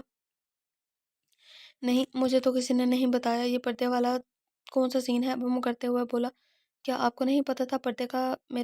میرا خیال ہے تایا سائیں نے آپ کو بھی بتایا تھا۔ خیر کوئی بات نہیں، میں ابھی ان سے پوچھ کر آتا ہوں۔ ساحر اس کے قریب سے اٹھتے ہوئے بولا تو درام نے اس کا بازو کھینچ کر اسے واپس اپنے پاس بٹھا لیا۔ کچھ زیادہ پر نہیں نکل رہے، کاٹوں میں؟ وہ اسے گھورتے ہوئے ذرا سختی سے بولا، ارے ادا سائیں آپ تو برا ہی مان کے، میں تو مذاق کر رہا تھا۔ اس نے مسکراتے ہوئے کان کو ہاتھ لگایا تو درام سائیں مسکرا دی، اور بتاؤ کیا فیصلہ کیا تم نے؟ پھر چاچو سائیں کو کہہ رہے تھے کہ جلد ہی تمہاری طرف سے زبردست قسم کی خوشخبری ملنے والی ہے۔ وہ اسے دیکھتے ہوئے پوچھنے لگا تو ساحر سائیں مسکرایا، بابا سائیں کا بس چلے تو کل آپ کے ساتھ میرا بھی نکاح کرواتے۔ وہ ہنستے ہوئے بولا، اس میں کوئی برائی نہیں، 2 خوشیاں 3 خوشیوں میں بدل جائیں گی۔ میں تو کہتا ہوں کہ ایک بہترین آئیڈیا ہے۔ چاچا سائیں کو اس پر سنجیدگی سے غور کرنا چاہیے۔ درام سائی نے مشورہ دیا تھا: درام سائی، فی الحال تو آپ اپنی اس رسم حنا پر غور فرمائیں جو اس وقت سب سے زیادہ اہمیت کی حامل ہے، اور جہاں تک میرے نکاح کی بات ہے تو جب نصیب میں لکھا ہوگا تبھی ہو جائے گا، آج لکھا ہو یا 10 سال بعد، اس کے لیے ان چیزوں کے بارے میں نہیں سوچتا۔ اس لیے میں ان چیزوں کے بارے میں نہیں سوچتا۔ وہ مسکرا کر اس کے قریب سے اٹھتا لوگوں سے ذرا کنارے پر آ گیا، کیونکہ اس وقت اسے سگریٹ کی طلب ضرورت سے زیادہ جاگ رہی تھی۔ وہ شور ہنگامے سے ہٹ کر حویلی کے اندر کی جانب آیا اور سگریٹ سلگا کر اپنے کمرے کی طرف جا رہا تھا کہ سامنے سے زاوش اس طرف آتے نظر آئی، اور وہ اسے نظر انداز کر کے آگے بڑھ جانا چاہتا تھا لیکن وہ نہیں کر پایا۔ نہ جانے کیا سوچ کر وہ اس کی طرف بڑھنے لگا۔ مجھے بھوک لگی ہے، وہ جو اسے نظر انداز کرتی آگے بڑھ رہی تھی، اچانک اس کے روکنے پر اسے دیکھنے لگی۔ کھانا تو باہر لگ گیا ہے نا؟ وہ اسے دیکھتی معصومیت سے بولی۔ وہ گرین شرٹ اور اورنج لہنگے میں بے حد خوبصورت لگ رہی تھی۔ آج پہلی بار ساحر نے اسے کسی اور نگاہ سے دیکھا تھا۔ مجھے وہ نہیں کھانا، تم کچھ اچھا سا بنا دو میرے لیے۔ وہ اسے آرڈر دیتے ہی خود کچن کی جانب چل دیا۔ میں اس ڈریس میں آپ کے لیے کھانا کیسے بناؤں گی؟ وہ کنفیوز سے اس کے پیچھے چلتے ہوئے پوچھنے لگی۔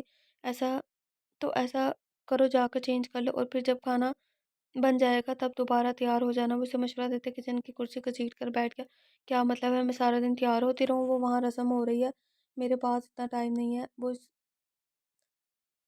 اور اس ڈریس میں یہاں کھڑی ہو کر کھانا نہیں بنا پاؤں گی آپ کے لیے آپ وہی کھا لیں جو بنا ہے، یا کسی ملازمہ سے کہتی ہوں، اسے دیکھتے ہوئے کہنے لگے، جبکہ وہ جانتی تھی کہ ظاہر کسی ملازمہ کے ہاتھ کا کھانا ہرگز کھانا پسند نہیں کرتا۔ اسی ملازمہ کو تم اپنی مدد کے لیے بلا لو، لیکن جلدی کچھ بناؤ، مجھے بہت سخت بھوک لگی ہے۔ وہ اس کی بات کو نظر انداز کرتا خود سگریٹ سلگانے لگا۔ یہ تو بالکل نواب زادے کی طرح حکم چلا رہے ہیں، اب کیا میں ان کے لیے بار بار تیار ہوتی رہوں؟ حد ہوتی ہے، بندہ کنڈیشن تو سمجھتا ہے۔ وہ غصے سے بڑبڑاتی ہوئی فریج سے آٹا نکالنے لگی۔ پراٹھا بنا رہی ہوں، اچار کے ساتھ کھا لینا، اس وقت میں ایسا ہی کر سکتی ہوں، ورنہ باہر تو 9 قسم کے پکوان تیار ہیں، آپ وہاں ٹائم ویسٹ مت کرو لڑکی، جو بنانا ہے جلدی بنا کر دو، باہر 1000 قسم کے کھانے ہیں۔ مجھے وہ ذرا سختی سے کہتا، 1000 قسم کے کھانے ہیں، قسم کے کام ہیں مجھے، وہ ذرا سختی سے کہتا۔ اس کی تیاری دیکھنے لگا، پیڑا بناتے ہوئے اس کی پائل کی چھن چوڑیوں کی کھنگن فضا میں لگی شور برپا کری تھی، جو اس سے اچھا بھی لگ رہا تھا۔ اس کی لمبی چوٹی میں پتہ نہیں یہ کون سے پھول بوٹے لگے ہوئے تھے، لیکن یہ پھول بوٹے بھی اسے اچھے لگ رہے تھے، یا آج پہلی بار وہ ان پر غور کر رہا تھا، لیکن آج سب کچھ الگ تھا۔ ٹھیک کہتے ہیں بابا صاحب، اب واقعی شادی کر لینی چاہیے۔ وہ اسے دیکھتے ہوئے اپنی سوچ پر دل فریب انداز میں مسکرایا۔ اتنے سالوں کے بعد ہی سے ہی وہ واپس آئی تھی، تو شاہ حویلی میں جیسے خوشیاں واپس آ گئی تھی۔ سارا ان 4 بھائیوں کی اکلوتی بہن تھی، سب سے چھوٹی ہونے کی وجہ سے وہ سب کی لاڈلی بھی تھی۔ اپنی بہن کے لیے اچھا رشتہ دے کر انہوں نے اس کی شادی پیرس کے ایک بہت بڑے بزنس مین سے کی تھی۔ ان کے بس 2 ہی بیٹے تھے، عرب شاہ اور ارش شاہ۔ عرب ابھی 17 سال کا تھا، جبکہ ارش 24 سال کا ہونے والا تھا۔ اسے شادی میں آنے کی سب سے بڑی وجہ ارش تھا، جس کے لیے وہ شادی میں ضرور آنا چاہتی تھی، کیونکہ ان کے بیٹے نے انہیں اپنے دل کی بات بتا دی تھی، جس کے بعد اپنے بیٹے کی خاطر وہ یہاں آئی تھی، ورنہ ان کو تو فلائٹ میں بہت مسئلے مسائل آ رہے تھے۔ دوسری سب سے اہم وجہ درام سائی تھا۔ ان کے خاندان کی پہلے خوشی، جب درام سائی کی پیدائش ہوئی تب ان سے زیادہ خوشی اور کوئی نہیں تھا۔ درام سائی ان کے لیے ان کی پہلی اولاد تھا، جسے وہ بے حد محبت کرتی تھی، اس لیے آنا تھا۔ اس نے اصغر صاحب سب سے بڑے تھے، جن کی شادی صوبیہ بیگم سے ہوئی تھی۔ سب لوگ انہیں بڑی بی کہتے تھے۔ ان کا ایک ہی بیٹا درام اور 2 بیٹیاں زرنش اور زاوش ہیں۔ ان سے چھوٹے ہارون صاحب، جن کی بیگم زرین ہیں، جن کے 2 بچے ہیں، سنان اور ثنا۔ ان کے بعد حیدر صاحب تھے۔ حیدر صاحب کی بیگم شادی کے 11 سال بعد انتقال کر گئی۔ ان کا ایک ہی اکلوتا بیٹا ہے ساحر، اور اپنے بیٹے کی پرورش کی خاطر انہوں نے دوسری شادی کا خیال کبھی بھی اپنے دل میں نہ لایا۔ اور بھائیوں میں سب سے آخر میں سرمد شاہ، جن کی پہلی شادی سمرہ سے ہوئی تھی، جو ناکام رہی، اور دوسری شادی ہمنہ سے شادی کے بعد انہوں نے سمرہ سے شادی کو صرف ایک غلطی قرار دیا تھا، اور ان کی 2 بیٹیاں تھیں، در نور اور ثانیہ۔ ان سب کی یہی خواہش تھی کہ ان کے بچے ان کے گھر میں ہی رہیں۔ ثانیہ بھی چھوٹی تھی، لیکن گھر کی باقی بچیاں شادی کے لائق تھیں۔ ہارون صاحب جہاں یہ امید لگا کر بیٹھے تھے کہ ان کا بھائی طاہر سائی کے لیے ان کی بیٹی کا ہاتھ مانگے گا، اس سے پہلے ان کی بہن نے ان کے سامنے اپنا ہاتھ پھیلا دیا، جس پر سب سے زیادہ خوش حیدر صاحب ہی ہو رہے تھے۔ ہارون صاحب کو یہ جان کر خوشی ہوئی تھی کہ ان کے بھائی کو اس شادی پر کوئی اعتراض نہیں ہے۔ سب کے مشورے کے بعد انہوں نے ثنا سے بات کرنے کا سوچا تھا، جس پر زرین بیگم نے یقین سے کہا تھا کہ ثنا کو کوئی اعتراض نہیں، وہ اپنی بیوی کہ اس بات پر بھی وہ مطمئن ہو گئے تھے۔ وہ جانتے تھے کہ ثنا درام سائیں کے لیے دلی جذبات رکھتی ہے، لیکن وہ اس وجہ سے اپنی بیٹی کے لیے اتنے اچھے رشتے کو ٹکرانے کا سوچ نہیں سکتے تھے۔ اسی خوشی کے موقع پر حیدر صاحب بھی پیچھے نہیں رہے تھے۔ انہوں نے بھی ظاہر سائیں کے لیے جب زاوش کا ہاتھ مانگا تو اسکر صاحب نے خوشی سے انہیں اپنے سینے سے لگا لیا۔ اس سے زیادہ اور خوشی کی کون سی بات ہو سکتی ہے کہ ان کی دونوں بیٹیاں ہمیشہ کے لیے ان کی آنکھوں کے سامنے رہیں گی۔ آپ کو کچھ اور چاہیے؟ وہ ان کے سامنے پراٹھا رکھتے ہوئے پوچھنے لگے۔ کھانا کھانے کے بعد تقریباً 10 منٹ کے بعد میں چائے پیوں گا، تب تک تم یہیں بیٹھی رہو۔ وہاں محفل میں بار بار کہاں ڈھونڈتا پھروں گا، اس لیے بہتر ہے تم میرے لیے چائے بنا کر ہی جاؤ، یہاں بیٹھ جاؤ۔ اپنی بات مکمل کرتے اسے سامنے والی کرسی پر بیٹھنے کے لیے کہا۔ زاوش کو اس پر بہت غصہ آ رہا تھا۔ مجھے اندر جانا ہے ساحرہ تھا، مجھے بہت سارے کام ہیں وہاں، میں اس طرف آ گئی، مجھے سب لوگ ڈھونڈ رہے ہوں گے۔ میں اسے سمجھاتے ہوئے بولی، زاوش بی بی تم کتنی کام کاج والی ہو، مجھے بہت اچھے طریقے سے پتہ ہے، اس لیے زیادہ ڈرامے کرنے کی ضرورت نہیں ہے، آرام سے بیٹھ جاؤ۔ مجھے یہاں مجھ سے بعد میں جگہ جگہ جا کر تمہیں ڈھونڈنا نہیں جاتا۔ مجھے ذرا سختی سے بولا، نشے کہیں کہ وہ صرف سوچ ہی سکی تھی۔ کچھ کہا تم نے؟ وہ کھانے سے ہاتھ روک کے اسے دیکھنے لگا۔ نہیں تو میں نے تو کچھ نہیں کہا، وہ گھبرا کر بولی۔ دل کے اندر چور بول رہا تھا کہ کہیں انہوں نے سن تو نہیں لیا، کھاؤ تم بھی۔ وہ اپنی پلیٹ اس کے قریب کرتے ہوئے بولا، نہیں میں باہر کھانا کھاؤں گی، میرا دماغ تھوڑی نہ خراب ہے کہ 9 پکوان بنے ہیں اور میں یہاں بیٹھ کر پراٹھا اچار کھاؤں۔ ہمیشہ کی طرح اس کی زبان میں پھر سے کھجلی ہوئی تھی۔ باقی سب کے سامنے چلتی تھی تو ٹھیک ہے، لیکن ظاہر ادا سائیں کے سامنے اس کا وداؤٹ بریک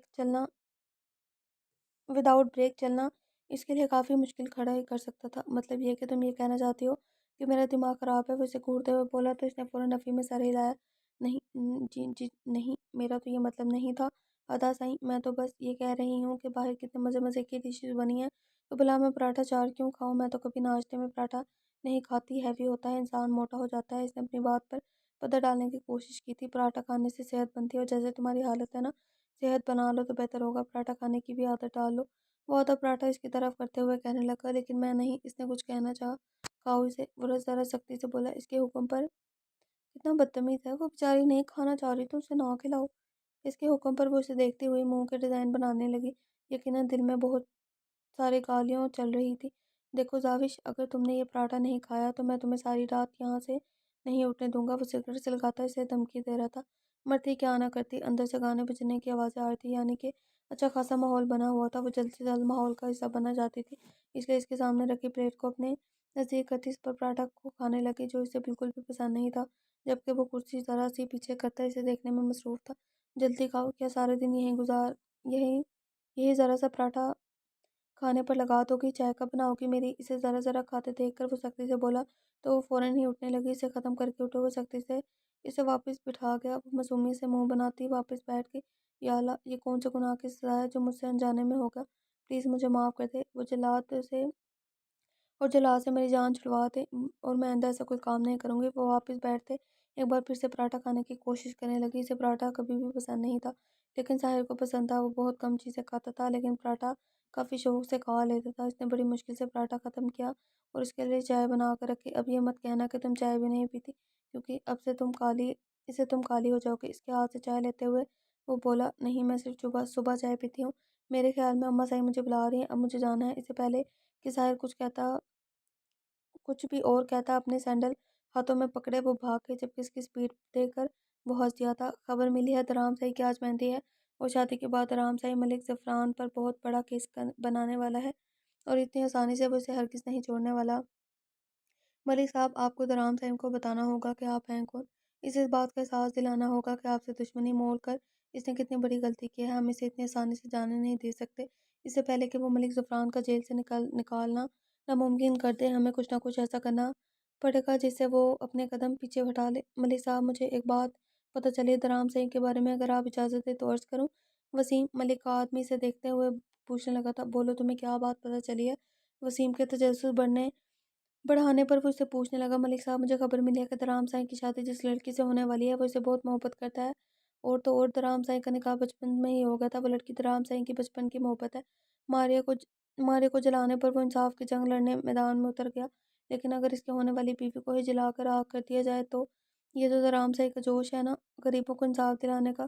اپنے گاؤں والوں کے لیے کچھ بھی کر جانے کا سارا ٹھنڈا ہو جائے گا جب اپنے ملکوہا کی لاش اپنی آنکھوں سے دیکھے گا۔ وسیم انہیں دیکھتے ہوئے کہنے لگا، جبکہ وسیم کا مشورہ انہیں بھی کافی زیادہ پسند آ گیا تھا۔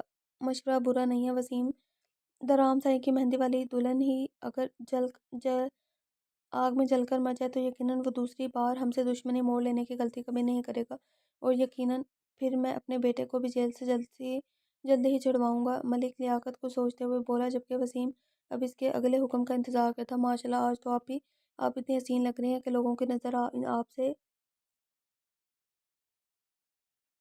ہٹ ہی نہیں رہی تھی۔ جو بھی دیکھ رہا تھا صرف آپ کی تعریف کیے جا رہا تھا، اور آپ کو پتہ ہے وہاں سب لوگ کہہ رہے تھے کہ میرا چہرہ آپ کے چہرے سے بہت زیادہ مشابہت رکھتا ہے۔ ویسے آپ اس بات پر ایگری کرتی ہیں؟ اسے تھام کر کمرے میں لاتے ہوئے ایکسائٹیڈ سے پوچھنے لگی تھی۔ یہ تو سچ تھا، وہ سچ میں اس سے بہت زیادہ ملتی تھی۔ نور نے جواب میں کچھ نہیں کہا، صرف مسکراتی اس کو کمرے میں چھوڑ کر ثانیہ باہر چلی گئی۔ آج اس کی بہت ساری سہیلیاں آئی ہوئی تھی جن کو اس نے بہت خوشی سے نور سے ملوایا تھا۔ سمرا نے اسے کسی کے بھی قریب ہونے سے منع کر دیا تھا۔ اس نے کہا تھا کہ ان لوگوں سے زیادہ اٹیچ ہرگز نہیں ہونا۔ اس نے سمجھایا تھا کہ وہ ان سے دور رہے گی، اس سے بات کرتے ہوئے اپنے لہجے میں روکھا پن لائے گی۔ کسی کو زیادہ عزت دینے کی ضرورت نہیں ہے، سب کو ان کے اوقات میں رکھنا، کسی کو اہمیت دینے کی ضرورت نہیں ہے، لیکن اتنے سارے رشتے، اتنی ساری محبتیں جو باہیں کھولے اس کا انتظار کرتی، وہ انہیں نظر انداز کیسے کرتی؟ وہ سمرا کو کیسے بتاتی کہ وہ بچپن سے ان رشتوں کے لیے ترسی ہے، اپنی ماں کے لیے ترسی ہوئی ہے، اپنے باپ کے لیے ترسی ہوئی ہے، ان سب رشتوں کی اسے کتنی ضرورت تھی؟ اگر یہ بات وہ سمرا کو بتاتی تو شاید وہ اس کے جذبات کو سمجھ سکتی۔ وہ تو اس کی سگی ماں ہو کر اسے سمجھ نہیں پائی تھی، اسے بھلا اور کیا امید کرنی تھی؟ کمرے سے نکلنے سے پہلے اس نے سمرا کو ویڈیو کال کرنے کی کوشش کی تھی، لیکن سمرا نے کال اٹینڈ نہیں کی، اور تھوڑی دیر کے بعد میسج کیا تھا کہ اس وقت ایک پارٹی میں ہے، جب فری ہوگی تب اس سے بات کرے گی۔ تھوڑی دیر کے بعد سمرا کو کوئی فرق نہیں پڑتا کہ اس کی بیٹی آج مہندی کی دلہن بنی ہوئی ہے۔ وہ چاہتی تھی کہ اس کی ماں اسے دیکھے، شاید وہ اس کے منہ سے وہ سارے الفاظ سننا چاہتی تھی جو ہمنا نے اس کے لیے کہے تھے، لیکن اس کی ماں تو بہت ماڈرن تھی، یہ ساری حرکتیں تو اس کی نظر میں جاہل عورتیں کرتی تھی۔ پڑھی لکھی ماڈرن عورتیں بھلا یہ سب کہاں کرتی ہیں؟ پڑھی لکھی ماڈرن عورتیں تو اپنے بچوں کو بخار میں چھوڑ کر اس کی ماں کی طرح پارٹیز انجوائے کرتی ہے۔ اپنی سوچ پر تلخی سے مسکراتے ہوئے بیڈ پر بیٹھ کے اس وقت وہ اتنی زیادہ تھکی ہوئی تھی کہ لباس تک چینج کرنے کی ہمت نہیں کی تھی۔ اس نے تھوڑی دیر کے بعد چینج کرنے کا سوچتے ہوئے بیک گراؤنڈ سے ٹیک لگاتے اس وقت دماغ میں بہت ساری سوچیں چل رہی تھی۔ اسے یاد تھا وہ دن جب مائک نے اس کے ساتھ زبردستی کرنے کی کوشش کی۔ اس کی ماں نے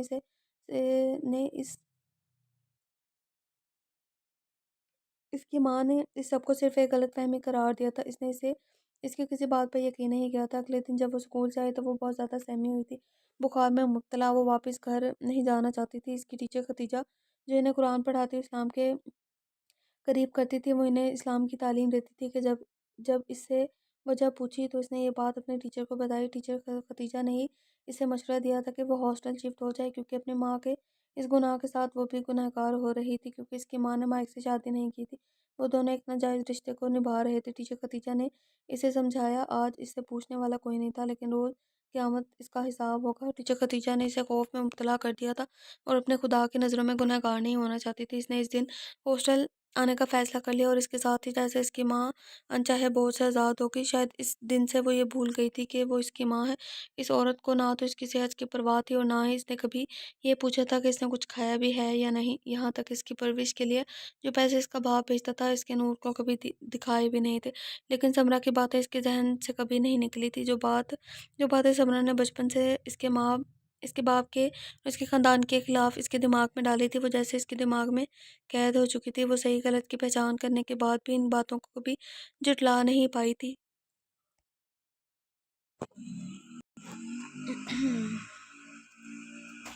ٹیچر خدیجہ اس کے بارے میں سب کچھ جانتی تھی۔ اس نے انہیں سب کچھ بتا رکھا تھا کہ وہ اس کا باپ ایک ظالم شخص ہے، وہ اس کی ماں کو مارتا پیٹتا تھا اور اسے پاکستان لے کر جا کر وہاں پہ قید کر دیا تھا۔ اس کی ماں بہت مشکل سے یہاں واپس آئی تھی، اس کے باپ سے طلاق لی، یہاں تک کہ اس نے انہیں یہ بھی بتا دیا تھا کہ اس کے باپ کو اس کی ضرورت نہیں تھی، تبھی وہ اسے یہاں پھینک کر چلا گیا۔ اپنے خاندان کے بارے میں وہ سب کچھ جانتی تھی۔ اس نے اسے خدیجہ سے کچھ نہیں چھپایا تھا، یہاں تک کہ درام کے ساتھ اپنے نکاح کے بارے میں بھی وہ انہیں سب کچھ بتا چکی تھی۔ ٹیچر خدیجہ وہ انسان تھے جنہوں نے اس کے دل میں درام کے لیے خاص مقام پیدا کیا تھا۔ انہوں نے ہی اسے سمجھایا تھا کہ درام اس کا شوہر اس کی زندگی میں وہ اس سے سب سے زیادہ اہم ہے۔ انہوں نے ہی اسے نکاح کی اہمیت سمجھائی تھی، اسے اسلام کے بارے میں سب کچھ بتا دیا تھا، لیکن ٹیچر خدیجہ کے ساتھ اس کا زیادہ دیر تک نہ تھا۔ 1.5 سال پہلے وہ ریٹائر ہو گئی تھی۔ وہ ریٹائر ہونے کے بعد وہ اس کی پہنچ سے بہت دور جا چکی تھی۔ وہ اپنے شوہر اور بچوں کے ساتھ اپنی نئی زندگی کی شروعات کر چکی تھی۔ وہ اب اس کا ان سے تعلق صرف فون کی حد تک ہی رہ گیا تھا۔ وہ سمرہ کی ہر بات ماننا چاہتی تھی، لیکن ٹیچر خدیجہ کی سکھائی ہوئی باتیں اسے سمرہ کی باتوں پر عمل نہیں کرنے دے رہی تھی۔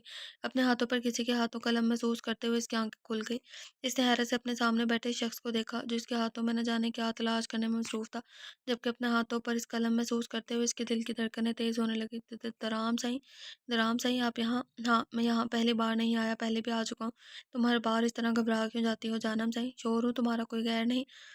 ثانیہ بہت تعریف کر رہی تھی تمہاری مہندی کی، تو سوچا میں بھی آ کر دیکھ لیتا ہوں۔ ویسے ماننا پڑے گا کافی مہارت سے مہندی لگائی گئی ہے، لیکن میں نے اپنا دام ڈھونڈ لیا۔ وہ ہتھیلی کے بیچ میں موجود خوبصورت ڈیزائن میں چھپے ڈی پر انگلی پھیرتے ہوئے دلکشی سے مسکرایا۔ آپ کا نام نہیں تو کیا؟ تم نے تم یہ کہنا چاہتی ہو کہ تم نے میرا نام اپنے ہاتھ پر نہیں لکھوایا؟ وہ ڈی پر انگلی پھیرتے ہوئے اسے سوال کرنے لگا۔ نہیں، یہ آپ کا نام نہیں ہے، وہ اپنا ہاتھ چھڑواتے ہوئے کہنے لگے، جب درام اچانک سے اس کے دونوں ہاتھ تھام کر تکیے سے لگاتے اس پر سایہ سا کر گیا تھا۔ اب کہو یہ میرا نام نہیں ہے۔ اس کی آنکھوں میں جھانکتے ہوئے وہ جیسے چیلنج کر رہا تھا۔ اس کا چہرہ اس کے چہرے کے بہت قریب تھا۔ درام کی گرم سے لگتی سانسیں سے اس کے چہرے کے نقوش کو جھلسا رہی تھی، جبکہ اس کا ننھا سا دل بری طرح سے کانپ اٹھا تھا۔ درام سائیں، اس کی گرم سانسیں اپنے چہرے پر محسوس کرتی وہ بے بسی سے بولی، تو درام سائیں کے چہرے پر دل فریب مسکراہٹ آ گئی۔ بولو جانم سائیں، کیا کہنا چاہتی ہو تم؟ وہ اس کے کان کے قریب ہلکی سی سرگوشی کرتا خمار آلود لہجے میں بولا، اس کے کان کی لو کو اپنے لبوں سے چھونے لگا، جس سے وہ درد کے بدن میں سنسناہٹ سی ہونے لگی۔ اس کے دونوں ہاتھ درام سائیں کی مضبوط فولادی کی رفت میں تھے۔ وہ چاہ کر بھی اپنے ہاتھ اس کے ہاتھوں سے آزاد نہیں کروا پا رہی تھی۔ درام سائیں کی قربت اسے پاگل کر رہی تھی، جبکہ وہ اپنی منمانیوں پر اترتا کان کی لو سے گال تک کا سفر اپنے لبوں سے کر چکا تھا۔ اس کا معصوم سا دل بری طرح کانپ رہا تھا۔ درام کے ارادے بہت خطرناک لگ رہے تھے۔ وہ چاہ کر بھی کچھ نہیں کر پائی تھی۔ ہر بار کی طرح اس کے پناہوں میں آنے کے بعد وہ کچھ بھی بولنے اور سمجھنے سے قاصر تھی۔ اسے ڈر تھا کہ کہیں ثانیہ نہ آ جائے۔ اس نے کہا تھا کہ وہ اپنی سہیلیوں کو رخصت کرنے کے بعد آج رات اسی کے کمرے میں رہے گی، جس پر اس نے کوئی اعتراض نہیں کیا تھا۔ درام سے پلیز، اس کے لبوں کو اپنی گالوں سے مزید اپنے لبوں کی طرف محسوس کرتے وہ بے ساختہ سے پکار بیٹھی، شاید آج وہ ساری دیواریں گرانے کا ارادہ رکھتا تھا۔ ہاں بولو جانم سائیں، بولو، کیا کہنا چاہتی ہو؟ میں سن رہا ہوں، بلکہ تمہیں ہی تو سننے کے لیے آیا ہوں۔ میں تمہیں سننا چاہتا ہوں، لیکن تمہاری سانسوں کا رقص مدہوش کر دیتا ہے، تمہاری قدرت بہکا دیتی ہے مجھے۔ میرا یہ دل تمہاری مہکتی سانسوں پر باغی ہو جاتا ہے، تمہارے الفاظ سے زیادہ تمہاری خوشبو مجھے مدہوش کر دیتی ہے، تمہاری زبان سے زیادہ شور تو یہ سانسیں مچاتی ہیں۔ تم کہیں تم کہیں تم کہیں یہاں میرے قتل کے ارادے سے تو نہیں آئی؟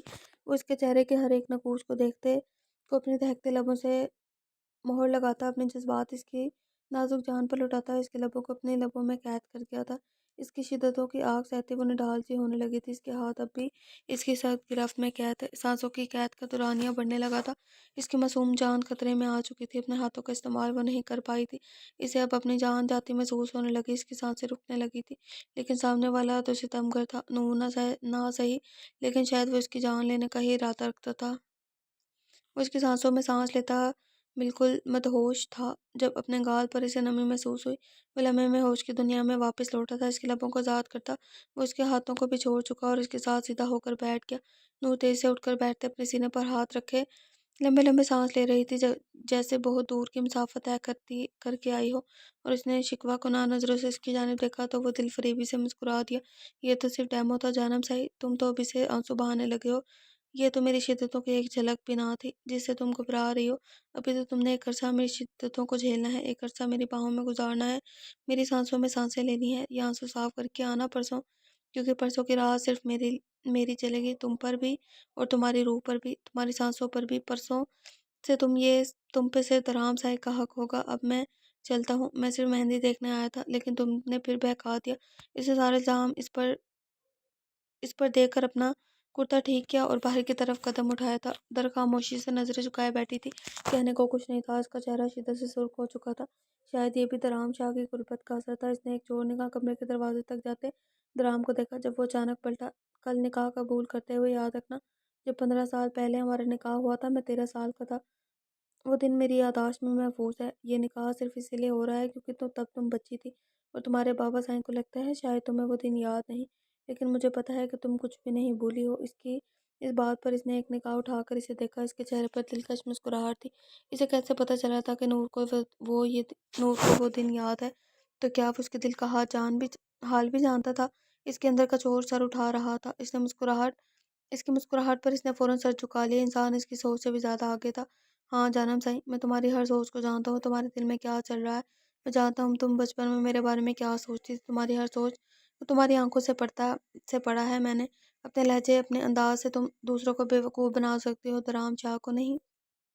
یہ جھوٹ ہے، میں آپ سے محبت نہیں کرتی، وہ چلا اٹھی تھی جبکہ اس کے چلانے پر درام شاہ کا خوبصورت قہقہ پورے کمرے میں گونجا تھا اور اس قہقے پر نور نے بے ساختہ ہاتھ اپنے لبوں پر رکھا۔ یہ وہ کیا بول گئی تھی، اسے خود بھی سمجھ نہیں آیا تھا۔ ہا ہا ہا جانم سائیں، میں نے تو محبت کا نام بھی نہیں لیا، میں تو نکاح کی بات کر رہا ہوں۔ میں تو بس یہ بتا رہا ہوں کہ تمہارے بابا سائیں کی خواہش پہ یہ نکاح دوبارہ ہو رہا ہے۔ وہ چاہتے ہیں کہ نکاح دوبارہ ہو اور میں نے تو انہیں بتا دیا تھا کہ وہ دوبارہ نکاح نہ بھی ہو تو ہم دونوں کو کوئی مسئلہ نہیں ہے، لیکن شاید ان کی خواہش تھی، وہ تمہیں دلہن کے روپ میں دیکھنا چاہتے ہیں اور ان کی خواہش تو پوری کرنی ہی پڑے گی نا۔ اب سو جاؤ، بہت وقت ہو گیا ہے، پھر شاید تمہیں میرے خواب دیکھنے ہوں گے۔ وہ دلکشی سے مسکراتا کمرے سے نکل گیا جبکہ وہ اس کے جاتے ہی نور پھوٹ پھوٹ کر رونے لگی۔ انجانے میں وہ کس طرح اس کے جذبات سے آگاہ ہو گیا تھا، اتنی آسانی سے وہ اس کا راز جان گیا تھا، اس کے دعوے مقصد سب دھرے کے دھرے رہ گئے تھے۔ اس نے کیسے اتنی آسانی سے اپنا راز اس کے ہاتھوں میں دے دیا تھا، لیکن نہیں، وہ اسے غلط ثابت کر دے گی، وہ اسے بتا دے گی کہ وہ اسے محبت نہیں کرتی۔ یہ بات جو وہ خود کو آئینے میں سامنے اپنے آپ سے بھی نہیں کہتی تھی، وہ آج درام شاہ کے منہ پر کہہ گئی تھی۔ کتنی آسانی سے اس نے اپنی کمزوری درام شاہ کے ہاتھوں میں پکڑا دی تھی، لیکن نہیں، وہ اس چیز کو اپنی کمزوری نہیں بننے دے گی۔ وہ درام شاہ پر ثابت کرے گی کہ وہ اس سے محبت نہیں کرتی، وہ اس کی زندگی میں کوئی اہمیت نہیں رکھتا۔ وہ یہاں سے فرضی جائیداد کے لیے آئی تھی۔ اس نے ایک بار پھر سے اپنے آپ کو اس بات پر قائم رکھنے کے لیے مجبور کیا تھا۔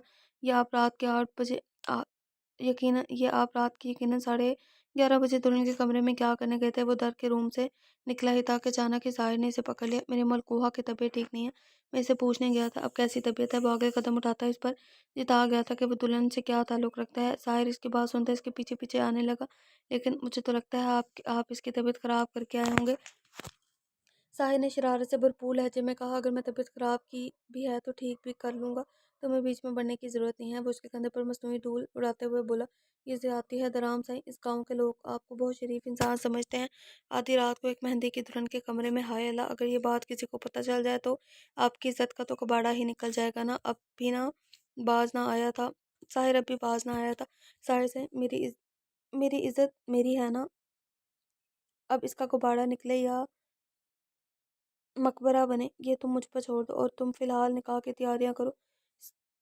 صبح تمہیں بھی دولہا بنایا جا رہا ہے۔ اس کا گال تب تو پاتا اس پر ایک اور راز کھول گیا تھا جس پر پہلے تو ساحر سے حیرانگی سے دیکھنے لگا، پھر جیسے ہوش کی دنیا میں آیا تھا۔ میرا نکاح کیا مطلب؟ اس کی بات آپ کی اس بات کا وہ بے حد حیرانگی سے کہنے لگا، مطلب میرا نہیں ساحر صاحب، مطلب تو بابا صاحب اور چاچو صاحب کا ہے۔ تمہارا نکاح کر کے وہ تمہیں دولہا بنا دیکھنا چاہتے ہیں، باقی کے سارے سوالات تم ان سے کرو، وہ تمہیں جواب دیں گے۔ مجھے اس وقت بہت سخت نیند آ رہی ہے اور میں بہت خوش ہوں، لیکن یہ خوشی تمہارے ساتھ شیئر بھی نہیں کر سکتا، اس لیے خوشی مجھے اکیلے سے منانی ہے، تو تم بھی جا کر سو جاؤ۔ وہ دروازہ بند کرتے ہوئے اسے حیران اور پریشان چھوڑ گیا تھا۔ کمرے کے اندر داخل ہوتا وہ پرسکون سا بیڈ پر دراز ہو گیا، چہرے پر مسکراہٹ نے جیسے گھر بنا لیا۔ وہ خوش تھا، بے حد خوش تھا۔ نور نے کتنی آسانی سے اس کے دل کی دنیا میں ہلچل سے برپا کر دی تھی، کتنی آسانی سے اس نے کہہ دیا تھا کہ وہ اسے محبت نہیں کرتی، جبکہ وہ تو پہلے دن سے اس کی آنکھوں میں اپنے لیے محبت دیکھ چکا تھا۔ وہ پہلے ہی دن جان گیا تھا کہ نور اس کے بارے میں کیا سوچتی ہے۔ وہ جان بوجھ کر اس کے نزدیک آیا تھا، وہ دیکھنا چاہتا تھا وہ جھڑکتی ہے یا نہیں، وہ دیکھنا چاہتا تھا وہ اسے خود سے دور کرتی ہے یا نہیں، وہ اس کی آنکھوں کی حیا دیکھنا چاہتا تھا، اس کا گھبرانا شرمانا اسے اس کی پوری طرح سے راغب کر گیا تھا۔ اسے یاد تھا جب اس کا نکاح ہونے والا تھا، ثنا سے اس کا نکاح کا سوٹ وہ خود پسند کر کے لائی تھی، صرف 4 سال کی تھی، لیکن درام کے ساتھ صرف چند دن میں ہی رہ کر اپنی بیسٹ فرینڈ بن گئی تھی۔ جب اسے پتہ چلا تھا کہ اس کی فرینڈ کسی اور کا اس کا فرینڈ کسی اور کا ہونے جا رہا ہے، اس نے کھانا پینا چھوڑ دیا تھا، بس ایک ضد پکڑ لی تھی کہ درام سائیں صرف اس کا دوست ہے، وہ ثنا کا کبھی نہیں ہو سکتا۔ اس کی ضد اور پھر سمرہ کی آوارگی دیکھتے ہوئے دادا سائیں نے یہ فیصلہ کیا تھا کہ وہ اپنی پوتی کی شادی درام سائیں سے کریں گے، اور وہ ثنا کے جذبات کے بارے میں کچھ بھی نہیں جانتے تھے، کیونکہ یہ فیصلہ بہت اچانک ہو گیا تھا۔ ثنا صرف 8 یا 9 سال کی تھی، اور ایک 8 9 سال کی لڑکی کیا سمجھ سکتی ہے، یہ ان کی سوچ تھی۔ اور پھر اس دن ثنا کی جگہ نور کو درام کی دلہن بنا دیا گیا تھا۔ اس دن وہ بے حد خوش تھی کہ اس کا دوست ہمیشہ کے لیے اس کا ہو گیا۔ درام بھی بہت زیادہ خوش تھا، کیونکہ ثنا سے کہیں زیادہ اسے اپنی یہ چھوٹی سی کزن پسند تھی۔ 15 سال پہلے تو وہ بے دھڑک اس سے اپنی محبت کا اظہار کر دیتی تھی، لیکن اب وہ چھپانے لگی تھی، یہ جانے بغیر کہ درام تو اس کی آنکھوں کی زبان بھی جانتا تھا۔ اس کی آنکھوں میں تو وہ پہلے دن ہی اپنے لیے جذبات دیکھ چکا تھا۔ اس نے پہلے ہی دن محسوس کر لیا تھا کہ وہ اس سے ملنے کے لیے بے قرار تھی، لیکن اب وہ اس سے اپنی محبت کا اقرار نہیں کرنا چاہتی تھی، بلکہ وہ تو یہ ظاہر کرنے کی ناکام کوشش کر رہی تھی کہ وہ اس کے ساتھ کسی قسم کا کوئی تعلق نہیں رکھنا چاہتی، بلکہ وہ تو اسے طلاق لینے کے لیے یہاں آئی ہے، لیکن پھر بھی وہ اسے اپنے دل کی بات چھپا نہیں پائی تھی۔ وہ سمجھ بھی نہیں پائے تھے کہ کب درام شاہ اس کے دماغ سے کھیل کر اس کے دل کی بات اس کے لبوں پر لے آیا تھا، اور اب وہ پرسکون تھا۔ درام سے بات کر کے وہ کافی پریشان تھا۔ کیا سچ میں کل اس کا نکاح ہونے والا ہے؟ بابا سائی نے بھی تو اس بارے میں کوئی بات نہیں کی تھی۔ کیا زاوی جانتی تھی؟ شاید بابا سائی اسے اسی لیے اپنے کمرے میں بلا رہے تھے، لیکن کیوں اچانک اتنا جلدی؟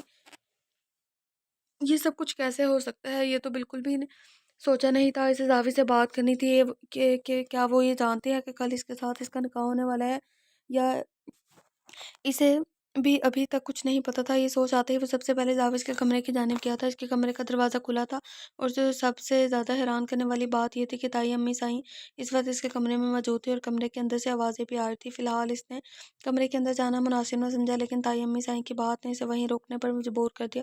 نہیں اماں سائیں، میں ساحر سائیں سے شادی نہیں کر سکتی، کچھ بھی کیوں نہ ہو جائے۔ میں کبھی بھی ساحر شاہ سے شادی نہیں کروں گی۔ وہ ایک نشئی ہے، دن رات سگریٹ اپنے لبوں میں دبا کر رکھتے ہیں، اور آپ چاہتے ہیں کہ ایسے انسان کے ساتھ میں ساری زندگی گزار دوں؟ بالکل بھی نہیں۔ میں کسی لولے لنگڑے سے شادی کر لوں گی، لیکن ساحر شاہ کبھی بھی نہیں، کبھی نہیں۔ میرا نکاح ان کے ساتھ نہیں ہوگا۔ میں مر کر بھی کبھی شاہر شاہ کی دلہن نہیں بنوں گی، یاد رکھیے گا۔ وہ کھلے الفاظ میں اپنے جذبات کا اظہار کر رہی تھی، جبکہ دروازے کے باہر کھڑا ساحر سائیں اپنی مٹھیاں بھیجا سکتی سے ساتھ اپنے ہاتھ ساتھ والی دیوار پر مار گیا تھا۔ اس کے ماتھے کی رگیں واضح ہونے لگی تھی، غصے سے اس کی آنکھیں بہت زیادہ سرخ ہو گئی تھی۔ اس کا بس نہیں چل رہا تھا کہ اندر جا کر اس لڑکی کی زبان کھینچ لے جو ضرورت سے زیادہ چل رہی تھی۔ اب تو میری شادی تم سے ہی ہوگی زاوش بی بی، اور اب تمہیں ساری زندگی اس نشئی کے ساتھ ہی رہنا پڑے گا۔ وہ غصے سے کہتا وہیں سے پلٹ گیا تھا۔ ایک جنگ اس کے دماغ میں چھڑ چکی تھی، جبکہ دوسری جنگ کمرے کے اندر اب بھی جاری تھی۔ آواز کم رکھو لڑکی، خبردار جو اب کوئی بکواس کی تم نے، اور تم ہوتے کون ہو یہ فیصلہ کرنے والی کہ تمہاری شادی کس کے ساتھ ہوگی اور کس کے ساتھ نہیں؟ فیصلہ کرنے کے لیے تمہارے ماں باپ ابھی زندہ ہے، اور تمہاری شادی ساحر شاہ سے ہوگی۔ یہ فیصلہ تمہارے بابا سائی نے کیا، اور اگر ان کے فیصلے کے خلاف جا کر تم نے ان سے بغاوت کی تو تم جانتے ہو تمہارے ساتھ کیا ہوگا۔ لولا لنگڑا کہنا بہت آسان ہے، ایسے انسان کے ساتھ زندگی گزارنا ناممکن ہے۔ اور جس طرح ساحر چائے کو تم نے صحیح کہہ رہی ہو نا، یاد رکھنا نشئی صرف سگریٹ نہیں پیتے، بلکہ ہر حد پار کر جاتے ہیں۔ اپنا نشہ پورا کرنے کے لیے وہ سگریٹ پیتا ہے۔ اس کے علاوہ کوئی ایک برائی جو تم اس میں ڈھونڈ کر نکال دو، وہ سگریٹ پیتا ہے۔ ہماری لاپرواہی کی وجہ سے جب اس کی ماں اسے چھوڑ کر چلی گئی تو ہمارا فرض بنتا تھا کہ اس کو ہم ماں بن کر اس کا خیال رکھیں، اسے صحیح اور غلط کی پہچان بتائیں، لیکن ہم صرف اس کی تائی اور چچی بن کر ہی رہے۔ ہم نے کبھی اس کی ماں بننے کی کوشش نہیں کی۔ اگر میں کسی غلط راستے پر گیا تھا اگر وہ کسی غلط راستے پر گیا ہے، اس کے قصوروار ہم ہیں، وہ نہیں۔ اور اگر تمہیں ظاہر شاہ سے شادی سے انکار ہے تو یہ بات خود جا کر اپنے باپ کے کانوں میں ڈال دینا، پھر آگے فیصلہ کریں گے۔ اگر تمہاری شادی کسی لولے لنگڑے سے کرنی ہے یا پھر شاہر شاہ جیسے قابل انسان سے، وہ بہت غصے سے کہتی کمرے سے باہر نکل گئی تھی، جبکہ زاوش اب سر پکڑ کر وہیں بیٹھ گئی تھی۔ اب کوئی حل نہیں تھا، وہ چاہ کر بھی کچھ نہیں کر سکتی تھی۔ بابا سائیں کے سامنے آواز اٹھانا اس کے بس سے باہر تھا، شاید اس کے نصیب میں یہ نشئی ہی لکھا تھا۔ وہ اسے کبھی پسند نہیں تھا۔ وہ اپنے کزن میں سب سے زیادہ اسے ناپسند کرتی تھی، جو اس کی زندگی کا حصہ بننے جا رہا تھا۔ وہ ایسا کیا کرے کہ اس سے شادی سے انکار کر دے؟ مجھے ساحر سائیں سے بات کرنی چاہیے۔ وہ خود ہی سے شادی سے انکار کرتے ہیں۔ ہاں اگر میں ان کو بتا دوں گی کہ میں ان سے شادی نہیں کرنا چاہتی تو وہ خود ہی انکار کر دیں گے۔ وہ سوچتے ہوئے اٹھ کھڑی ہوئی۔ اب اس کا سہارا ساحر ہی تھا۔ ثانیہ میری جان تم یہاں کیا کر رہی ہو؟ تم تو آج نور کے ساتھ اس کمرے میں سونے والی تھی۔ ناز زنش فریش ہو کر باہر آئی تو ثانیہ کو اپنے بیڈ پر لیٹے ہوئے پایا تھا۔ ہاں میں تو وہیں جا رہی تھی سونے کے لیے، لیکن مجھے ترام سائی نے کہا کہ تم آج رات زنش ادھی کے ساتھ سو جاؤ۔ وہ مجھے چاکلیٹ بھی دی۔ اس نے اپنے ہاتھ میں مجھے وہ چاکلیٹ کھاتے ہوئے کہا تو زنش مسکراتی کیا بات ہے، یہ تو بہت اچھی خبر سنائی تم نے۔ آج میں تم اور زاوش ایک ساتھ سوئیں گے، بہت مزہ آئے گا۔ وہ اس کے قریب لیٹتے ہوئے بولی تو ذرا فوراً اس کے گلے سے لگی تھی۔ کتنے مزے کی بات ہے نا دی کہ شادی کے بعد تو لڑکیاں ہمیشہ ہمیشہ کے لیے گھر چھوڑ کر چلی جاتی ہیں، لیکن آپ کبھی بھی نہیں جاؤ گی، وہ نہ ہی نور ادھی کبھی جائیں گی، اور زاوش ادھی بھی ہمیشہ ہمارے پاس ہی رہیں گی، ہم لوگ کبھی الگ نہیں ہوں گے۔ وہ بے حد خوشی سے بول رہی تھی، جبکہ زنش بھی اس کی بات پر بے حد خوش تھی کہ اسے اپنا گھر کبھی بھی چھوڑنا نہیں پڑے گا۔ وہ ہمیشہ اپنے گھر اپنے ماں باپ کے ساتھ رہے گی۔ سنان کو وہ ہمیشہ سے جانتی تھی، اس کے ساتھ ہی تو تھا کتنے سالوں سے۔ اس کی پسند ناپسند ہر چیز کو بہت اچھے طریقے سے سمجھتی تھی، اور یقیناً وہ بھی اس طرح سمجھتا تھا۔ ان دونوں کے بیچ کبھی بھی کسی بھی طرح کا کوئی تکلف نہیں رہا تھا۔ وہ ہمیشہ سے مستی مذاق کرنے والا، سب کا فیورٹ انسان تھا، اور ہر کسی کی پرابلم کو سمجھ آتا تھا اور حل بھی کر دیتا تھا۔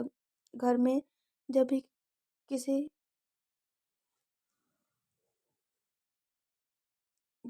کسی کو کوئی مسئلہ ہوتا تھا تو سب سے پہلے سنان کے پاس ہی جاتے تھے، کیونکہ ساحر اور درام کے مقابلے میں سنان بات کو بہت جلدی سمجھ آتا تھا، اور وہ بے وجہ غصہ بھی نہیں ہوتا تھا۔ وہ بہت ٹھنڈے دماغ کا مالک تھا، بہت کم غصہ کرتا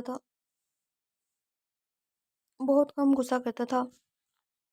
وہ نرم دل کا مالک، ہر کسی سے محبت کرنے والے انسان تھا۔ شاید یہی وجہ تھی کہ اگر جب گاؤں کو سردار بننے کا فیصلہ کیا گیا تو سنان کا نام صرف اس لیے شامل نہیں کیا گیا تھا کیونکہ وہ بہت نرم دل انسان تھا، اور ایک نرم دل انسان سخت فیصلے کرنے میں ہمیشہ ہچکچاتا ہے۔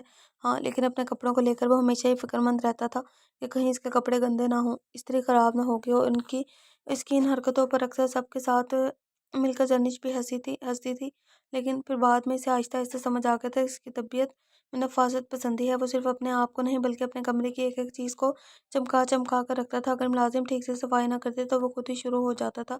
گھر کے سارے ملازم اس کی عادت سے کافی عاجز آئے ہوئے تھے۔ اب سنان سائی کے لیے کون ان سب چیزوں کو بار بار چمکاتا رہے؟ جس دن ان لوگوں کے رشتے کی بات پکی ہوئی، زنش اچھی کا سب سے پہلا سوال یہی تھا، زنش بیٹا تم میرے بیٹے کی اس عادت کو ہینڈل کر لو گی نا؟ ان کی اس بات پر وہ بے ساختہ مسکراتی تھی۔ مشکل تھا لیکن ناممکن نہیں۔ اگر اس کی شادی کہیں اور ہوتی تو اسے بہت کچھ ہینڈل کرنا پڑتا۔ ان سب کے مقابلے میں سنان کی ایک عادت کچھ بھی نہیں تھی۔ شادی کی باتیں شروع ہونے کے بعد اسے نوٹ کیا تھا سنان کی طبیعت میں تھوڑی سنجیدگی آ گئی تھی۔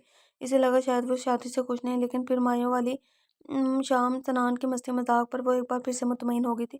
وہ غصے سے پاگل ہو رہا تھا، اس کا دل چاہ رہا تھا کہ ہر چیز تہس نہس کر دے۔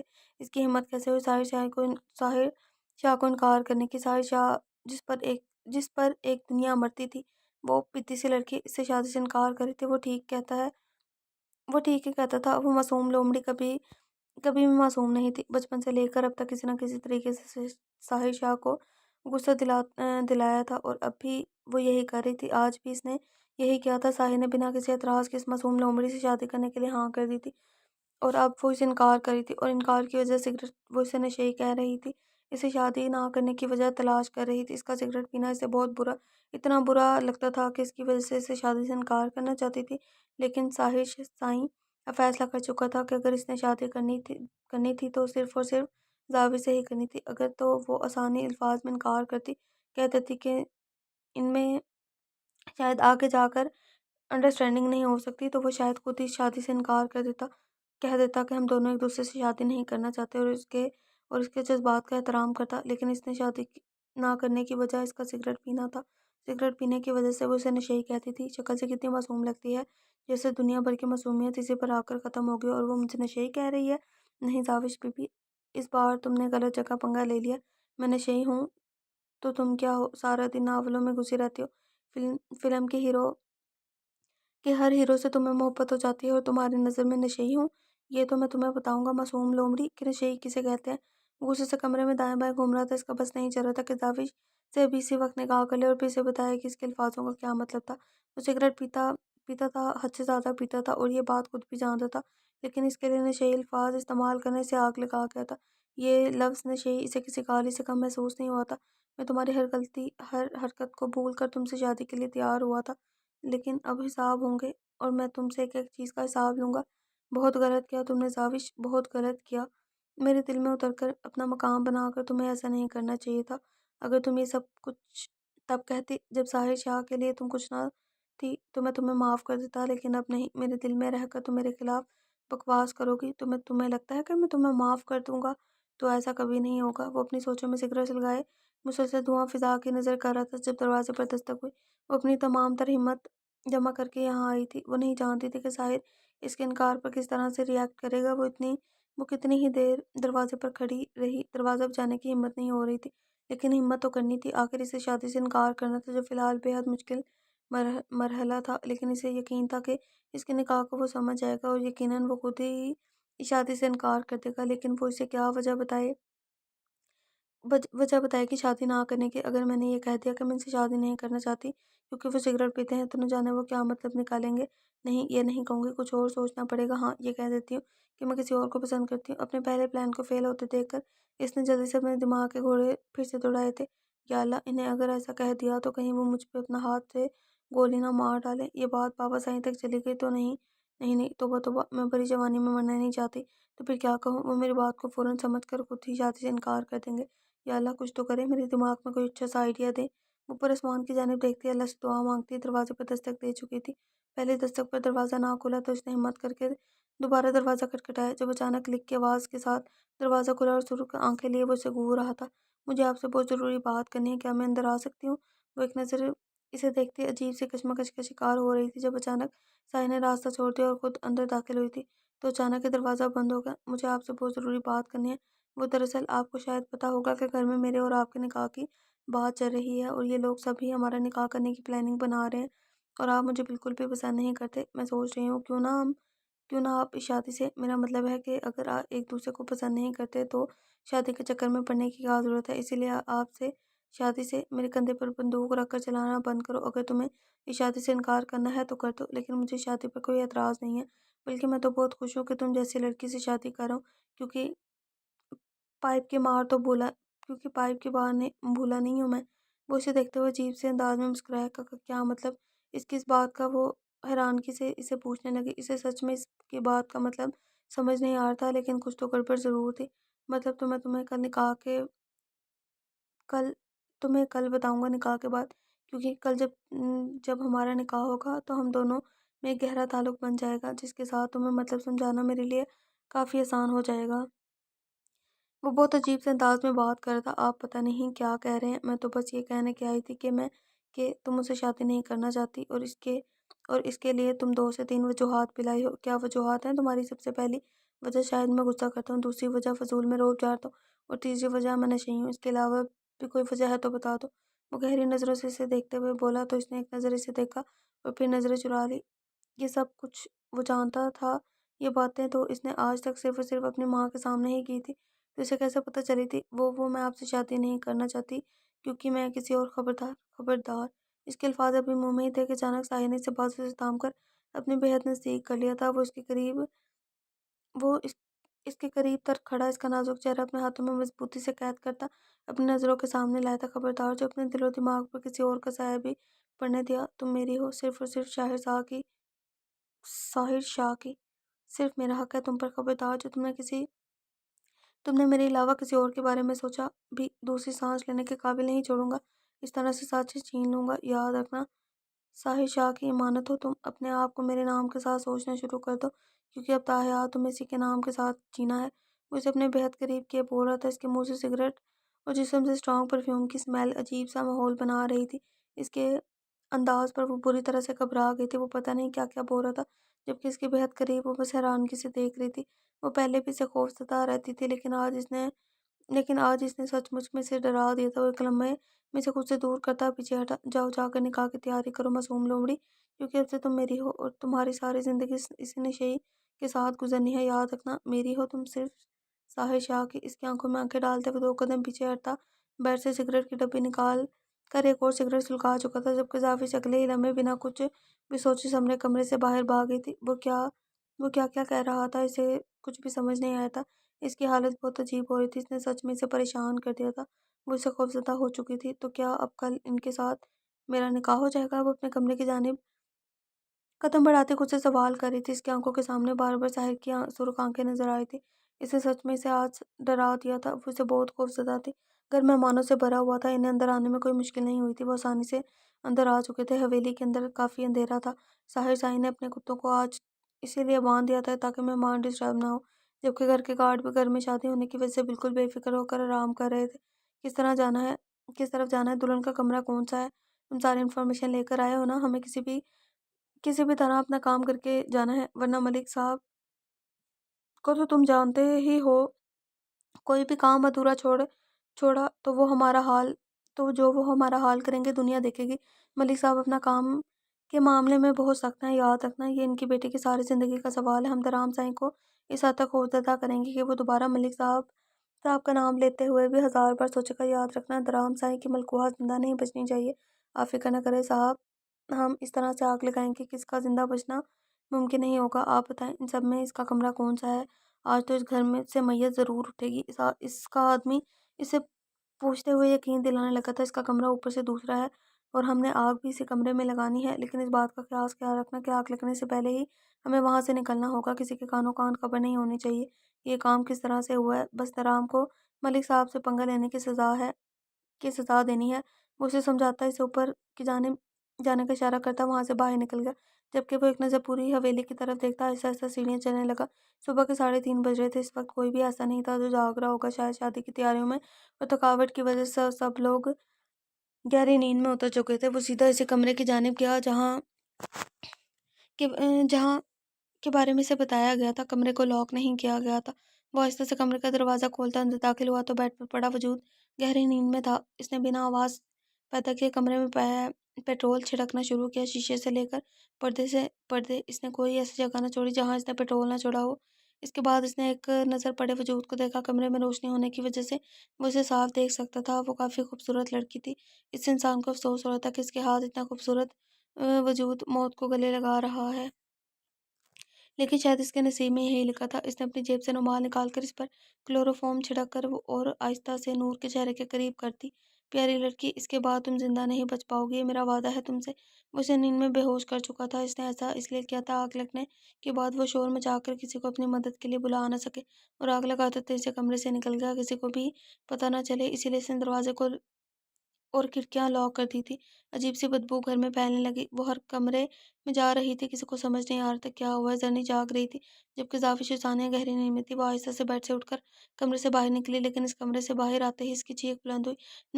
نور کے کمرے میں آگ لگی تھی۔ زنش کی چیخ سنتے ہی اصغر صاحب تیزی سے باہر آئے تھے۔ اوپر نور کے کمرے میں آگ لگی ہوئی تھی، جبکہ زنش پاگلوں کی طرح چیختے ہوئے درام سے کے کمرے کا دروازہ بجا رہی تھی۔ شور شرابہ سنتے ہوئے سارے ہی اپنے اپنے کمروں سے باہر نکل آئے تھے۔ نور کے کمرے کو آگ لگتے دیکھ کر درام تیزی سے نور کے کمرے کی جانب بڑھتا۔ کسی کو سمجھ نہیں آ رہا تھا کہ اتنی زیادہ آگ بھڑک جانے کے باوجود بھی نور نے کسی کو مدد کے لیے کیوں نہیں پکارا تھا۔ درام سائیں بھاگتا ہوا دروازے کے اندر۔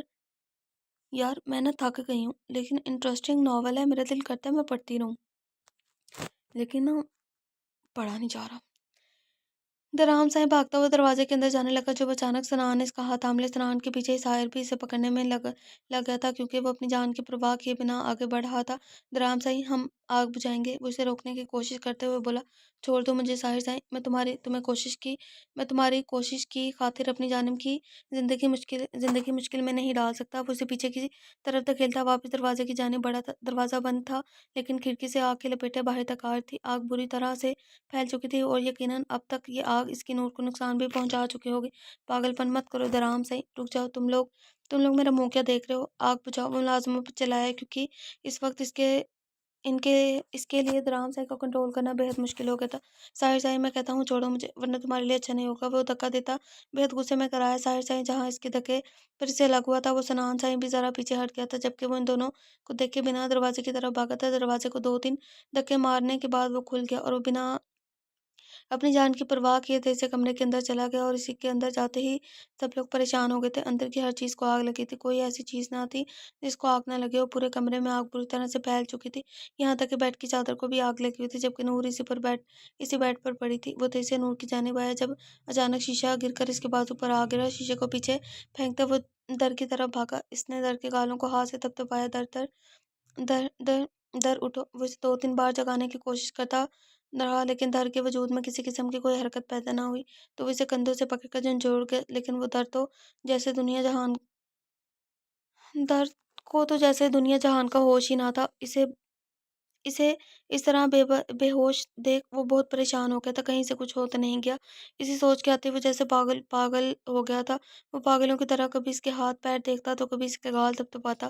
اسے ہوش میں آتا نہ دیکھ وہ تیزی سے اسے اپنے بازوؤں میں بھر کر کمرے سے باہر نکلنے لگا۔ شیشہ گرنے کی وجہ سے اس کے ہاتھ پہ بہت بڑا زخم ہو چکا تھا۔ ملازم آگ کو بجھانے کی کوشش میں مگن تھے، جبکہ نور کو بے ہوش دیکھ کر سب کے رونگٹے کھڑے ہو چکے تھے۔ نور کو کیا ہوا ہے درام سائیں؟ یہ ٹھیک تو ہے نا؟ سرمد شاہ تیزی سے سیڑھیاں اترتے اس کے ساتھ آ رہے تھے۔ چچا سائیں، میں اسے ہاسپٹل لے کر جا رہا ہوں، آپ پریشان ہو، میں آپ کو فون کر کے بتاتا رہوں گا، انشاءاللہ اللہ بہتر کرے گا۔ وہ انہیں سمجھا کر اسے لیے گھر سے باہر نکل گیا تھا۔ درام سائیں کو باہر جاتا دیکھ ساحر سائیں نے بھاگ کر گاڑی نکالی، جبکہ سنان سائیں بھی تیزی سے اس کے ساتھ ہی آیا تھا۔ سب گھر والے پریشان ہو چکے تھے۔ شادی والے گھر میں اس طرح کا واقعہ پہلی بار ہوا تھا کہ یہ سب کچھ نور نے جان بوجھ کر کیا تھا۔ اس کے پیچھے کوئی اور بہت بڑی وجہ تھی، کسی کو کچھ سمجھ نہیں آ رہا تھا۔ اس وقت کوئی بھی کچھ سوچنے کی کنڈیشن میں نہیں تھا، سب کو صرف اور صرف نور کی پرواہ تھی، جس کی جان اس وقت خطرے میں تھی۔ سنان نے جلدی سے گاڑی کا دروازہ کھولا اور نور کو گاڑی کی پچھلی سیٹ پر درام سائیں کے ساتھ لٹانے میں مدد کی۔ ساحر نے تیزی سے گاڑی سٹارٹ کی تھی اور وہ جلد سے جلد ہاسپٹل پہنچنا چاہتا تھا۔ بظاہر تو نور کے جسم پر کسی قسم کی کوئی چوٹ نہیں آئی تھی، لیکن اس کا بے ہوش ہونا انہیں پریشان کر گیا تھا، جبکہ درام سائیں کے بازو پر جلنے کا بہت بڑا نشان تھا۔ درام سائیں، آپ کے بازو پر کافی گہری چوٹ لگی ہے، آپ کا بازو جل چکا ہے۔ ساحر نے اس کا دھیان اس کے بازو پر کی جانب دلایا تھا۔ ساحر سائیں، میرے بازو کی پرواہ مت کرو، تم جلدی ہاسپٹل پہنچو۔ نور کا سر اپنے گود میں رکھے اسے ہوش دلانے کی کوشش کر رہا تھا۔ اس وقت اس کی زندگی کی جان خطرے میں تھی۔ وہ کچھ بھی سوچنا سمجھنا نہیں چاہتا تھا۔ تم سچ کہہ رہے ہو نا؟ وہ زندہ تو نہیں بچے گی نا؟ دیکھو، اگر وہ لڑکی بچ گئی نا تو مجھے بہت نقصان ہوگا، یہ بات یاد رکھنا۔ ملک کو جیسے خبر ملی تھی کہ اس کا آدمی کام کر کے واپس آ گیا تھا، اس نے سب سے پہلے اسے فون کیا تھا۔ ارے جناب، آپ بھروسہ رکھیں، میں نے آپ کو یقین دلایا نا کہ کچھ گڑبڑ نہیں ہوگی۔ اب تک تو وہ لڑکی سکون کی نیند سو چکی ہوگی۔ میں نے کمرے کو پوری طرح سے آگ لگا دی تھی، اس لڑکی کی زندہ بچنے کی کوئی امید نہیں ہے۔ اب آپ بھی آرام کریں، صبح ہوتے ہی آپ کو اس شادی والے گھر سے موت کی خبر مل جائے گی، اور پھر آپ درام سائیں کو اس کے نکاح کی مبارکباد دینے کے لیے فون ضرور کیجیے گا، تاکہ اسے پتہ چل جائے کہ اس نے کس سے دشمنی لی ہے۔ میں آپ سے وعدہ کرتا ہوں ملک صاحب کہ آج کے بعد درام سائیں کبھی آپ کے راستے میں آنے کی غلطی نہیں کرے گا۔ لیکن آپ میرے کام کی رقم کب تک ادا کریں گے، یہ بتا دیجیے۔ وہ کہتے ہوئے فون رکھ چکا تھا، جبکہ ملک بہت خوش تھا، بے حد اسے جیسے بہت بڑی کامیابی حاصل ہو چکی تھی۔ اس نے جلدی سے اپنے موبائل سے اسی آدمی کو پیسے ٹرانسفر کر دیے۔ آخر اس آدمی نے بہت بڑا کام کیا تھا، یہ تو اس کا حق تھا۔ تم نے مجھ سے پنگا لے کر خود مجھ سے دشمنی موڑ لی ہے درام سائیں۔ مجھے یقین ہے کہ آئندہ مجھ سے بات کرتے ہوئے بھی تم نظر جھکا کر بات کرو گے۔ یہ بے ہوش ہوئی نہیں ہے، انہیں بے ہوش کیا گیا ہے۔ یہ تو خدا کا شکر ہے کہ آپ لوگ وقت پر پہنچ گئے، ورنہ کچھ بھی ہو سکتا تھا۔ فی الحال وہ بے ہوش ہیں، انہیں بے ہوشی کی دوا سنگھائی گئی ہے۔ سائیں، یہ ایک مارنے کی کوشش تھی، پورا پلان کر کے ان کی جان لینے کی کوشش کی گئی ہے۔ ہو سکتا ہے آپ کے کسی دشمن نے یہ کام کیا ہو۔ اگر آپ لوگوں کو کمرے میں پہنچنے میں تھوڑی اور دیر ہو جاتی تو شاید یہ اپنی جان کی بازی ہار جاتی۔ جو بے ہوش کرنے کے لیے دوائی انہیں سنگھائی گئی ہے وہ اس حد تک خطرناک ہے کہ اگلے 4 گھنٹے تک ان کا ہوش میں آنا یقیناً ناممکن ہے۔ لیکن آپ پریشان نہ ہو، اب وہ خطرے سے باہر ہیں۔ آئیں سائیں، اب آپ کو بھی بینڈیج باندھ دیتے ہیں، آپ کو بہت چوٹ لگی ہے، پورا بازو جل گیا ہے، یہ آپ کے لیے کافی نقصان دہ ہے، زخم کافی گہرا ہے۔ اس کے گاؤں کا ڈاکٹر رضا اسے دیکھتے ہوئے کہنے لگا، ساحر آپ کو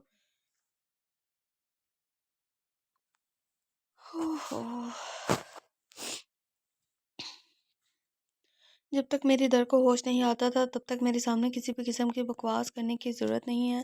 ڈاکٹر، جا کر اسے دیکھو، میں ٹھیک ہوں، میری بات سمجھ میں؟ مجھے اس وقت کوئی بھی فضول بات نہیں سنی۔ وہ اسے دیکھتے ہوئے غصے سے بولا تو ڈاکٹر نظریں جھکا کر وہاں سے تیزی سے نکل گیا تھا۔ اپنے گاؤں کے صدار کی ثقافت کے قصے کہانیاں تو اس نے بھی سن رکھے تھے، وہ کیوں اپنی جان خطرے میں ڈالتا جبکہ اس کا سائیں خود ہی کچھ سننا نہیں چاہتے تھا۔ سنان سائی، نور کیسی ہے؟ مجھے بتائیں، گھر میں سب لوگ بہت پریشان ہیں۔ سنان نے سائی سائی نے تو اپنی طبیعت خراب کر لی ہے۔ بچے نے رو رو کر اپنی حالت خراب کر لی ہے۔ نہ جانے کس کی نظر لگ گئی ہمارے گھر کی خوشیوں کو۔ مہمان بھی عجیب طرح کی باتیں کریں، پتہ نہیں وہاں میری بچی کس حال میں ہے۔ تمہارے چچو سائی کہہ رہے تھے کہ نکاح کی رسم ملتوی کر دیتے ہیں۔ جو کچھ ہوا اس کے بعد نکاح کا ہونا تو یقینا ناممکن سی بات ہے۔ ہم نے فون کان سے لگائے، بےحد پریشانی سے کہہ رہی تھی، چچی سائی فکر نہ کریں، اب نور بہتر ہے، وہ بے ہوش ہوئی ہے اس وقت، جیسے ہی اسے ہوش آتا ہے ہم اسے گھر لے کر آئیں گے، اور نکاح ملتوی کرنے کی ہرگز ضرورت نہیں ہے۔ یہ صرف ایک حادثہ تھا اور حادثے زندگی میں ہوتے رہتے ہیں۔ ہم اپنی زندگی کی خوشیاں ان حادثوں کو نظر تو نہیں کر سکتے۔ اب آپ بالکل بے فکر ہو جائیں اور نکاح کی تیاریاں مکمل کریں۔ نور کو جیسے ہی ہوش آئے گا ہم اسے گھر لے کر آئیں گے، وہ اب پہلے سے بہت زیادہ بہتر ہے، اس نے سمجھاتے ہوئے کہا تھا۔ نور ایک بار گھر آ جاتی تو ہم لوگ سکون سے ساری رسم کرتے۔ میرے خیال میں ابھی نکاح کی رسم کرنا مناسب نہیں۔ ہمنا چاچی نے کچھ سوچتے ہوئے پھر سے کہا تھا۔ چچی، کیوں مناسب نہیں؟ ماشاءاللہ سے نور اب بہت بہتر ہے اور ہم اپنی زندگیوں میں آنے والے دکھ اور تکلیفوں کی وجہ سے اپنی خوشیوں سے منہ پھیر لیں گے کیا؟ میں آپ سے کہہ رہا ہوں نا، آپ آرام سے نکاح کی تیاریاں کریں۔ نور کو جیسے ہی ہوش آتا ہے ہم اسے لے کر گھر واپس آ جائیں گے، اب بالکل فکر نہ کریں۔ نور پہلے سے بہت زیادہ بہتر ہے، وہ انہیں سمجھاتے ہوئے فون رکھ چکا تھا۔ یقیناً اچانک ہونے والے حادثے نے سب کو پریشان کر دیا تھا، لیکن سوچنے والی بات یہ تھی کہ آخر یہ سب حرکت کس نے کی اور کیوں کی۔ درام سائیں اس کے قریب ہی بیٹھا، اس کا ہاتھ رام کے ہاتھ میں قید تھا، مہندی سے سجے ہاتھوں پر اس کا نام تھا۔ جب آہستہ سے نور نے اپنی آنکھیں کھولی، اپنے آپ کو انجان جگہ پر دیکھ کر پہلے تو وہ خود پریشان ہو گئی، پھر اپنا ہاتھ درام سائیں کے ہاتھ میں دیکھ کر اسے دوسرا جھٹکا لگا۔ اس نے ذرا سا اٹھنے کی کوشش کی تو درام اس کے بالکل قریب آ گئے۔ آرام سے بیٹھی رہو، اٹھنے کی ضرورت نہیں ہے، وہ اس کے قریب ہوتے اسے سہارا دینے لگا تھا۔ میں یہاں کیسے؟ کون لایا مجھے اور کیوں؟ وہ حیرانگی سے پوچھنے لگی۔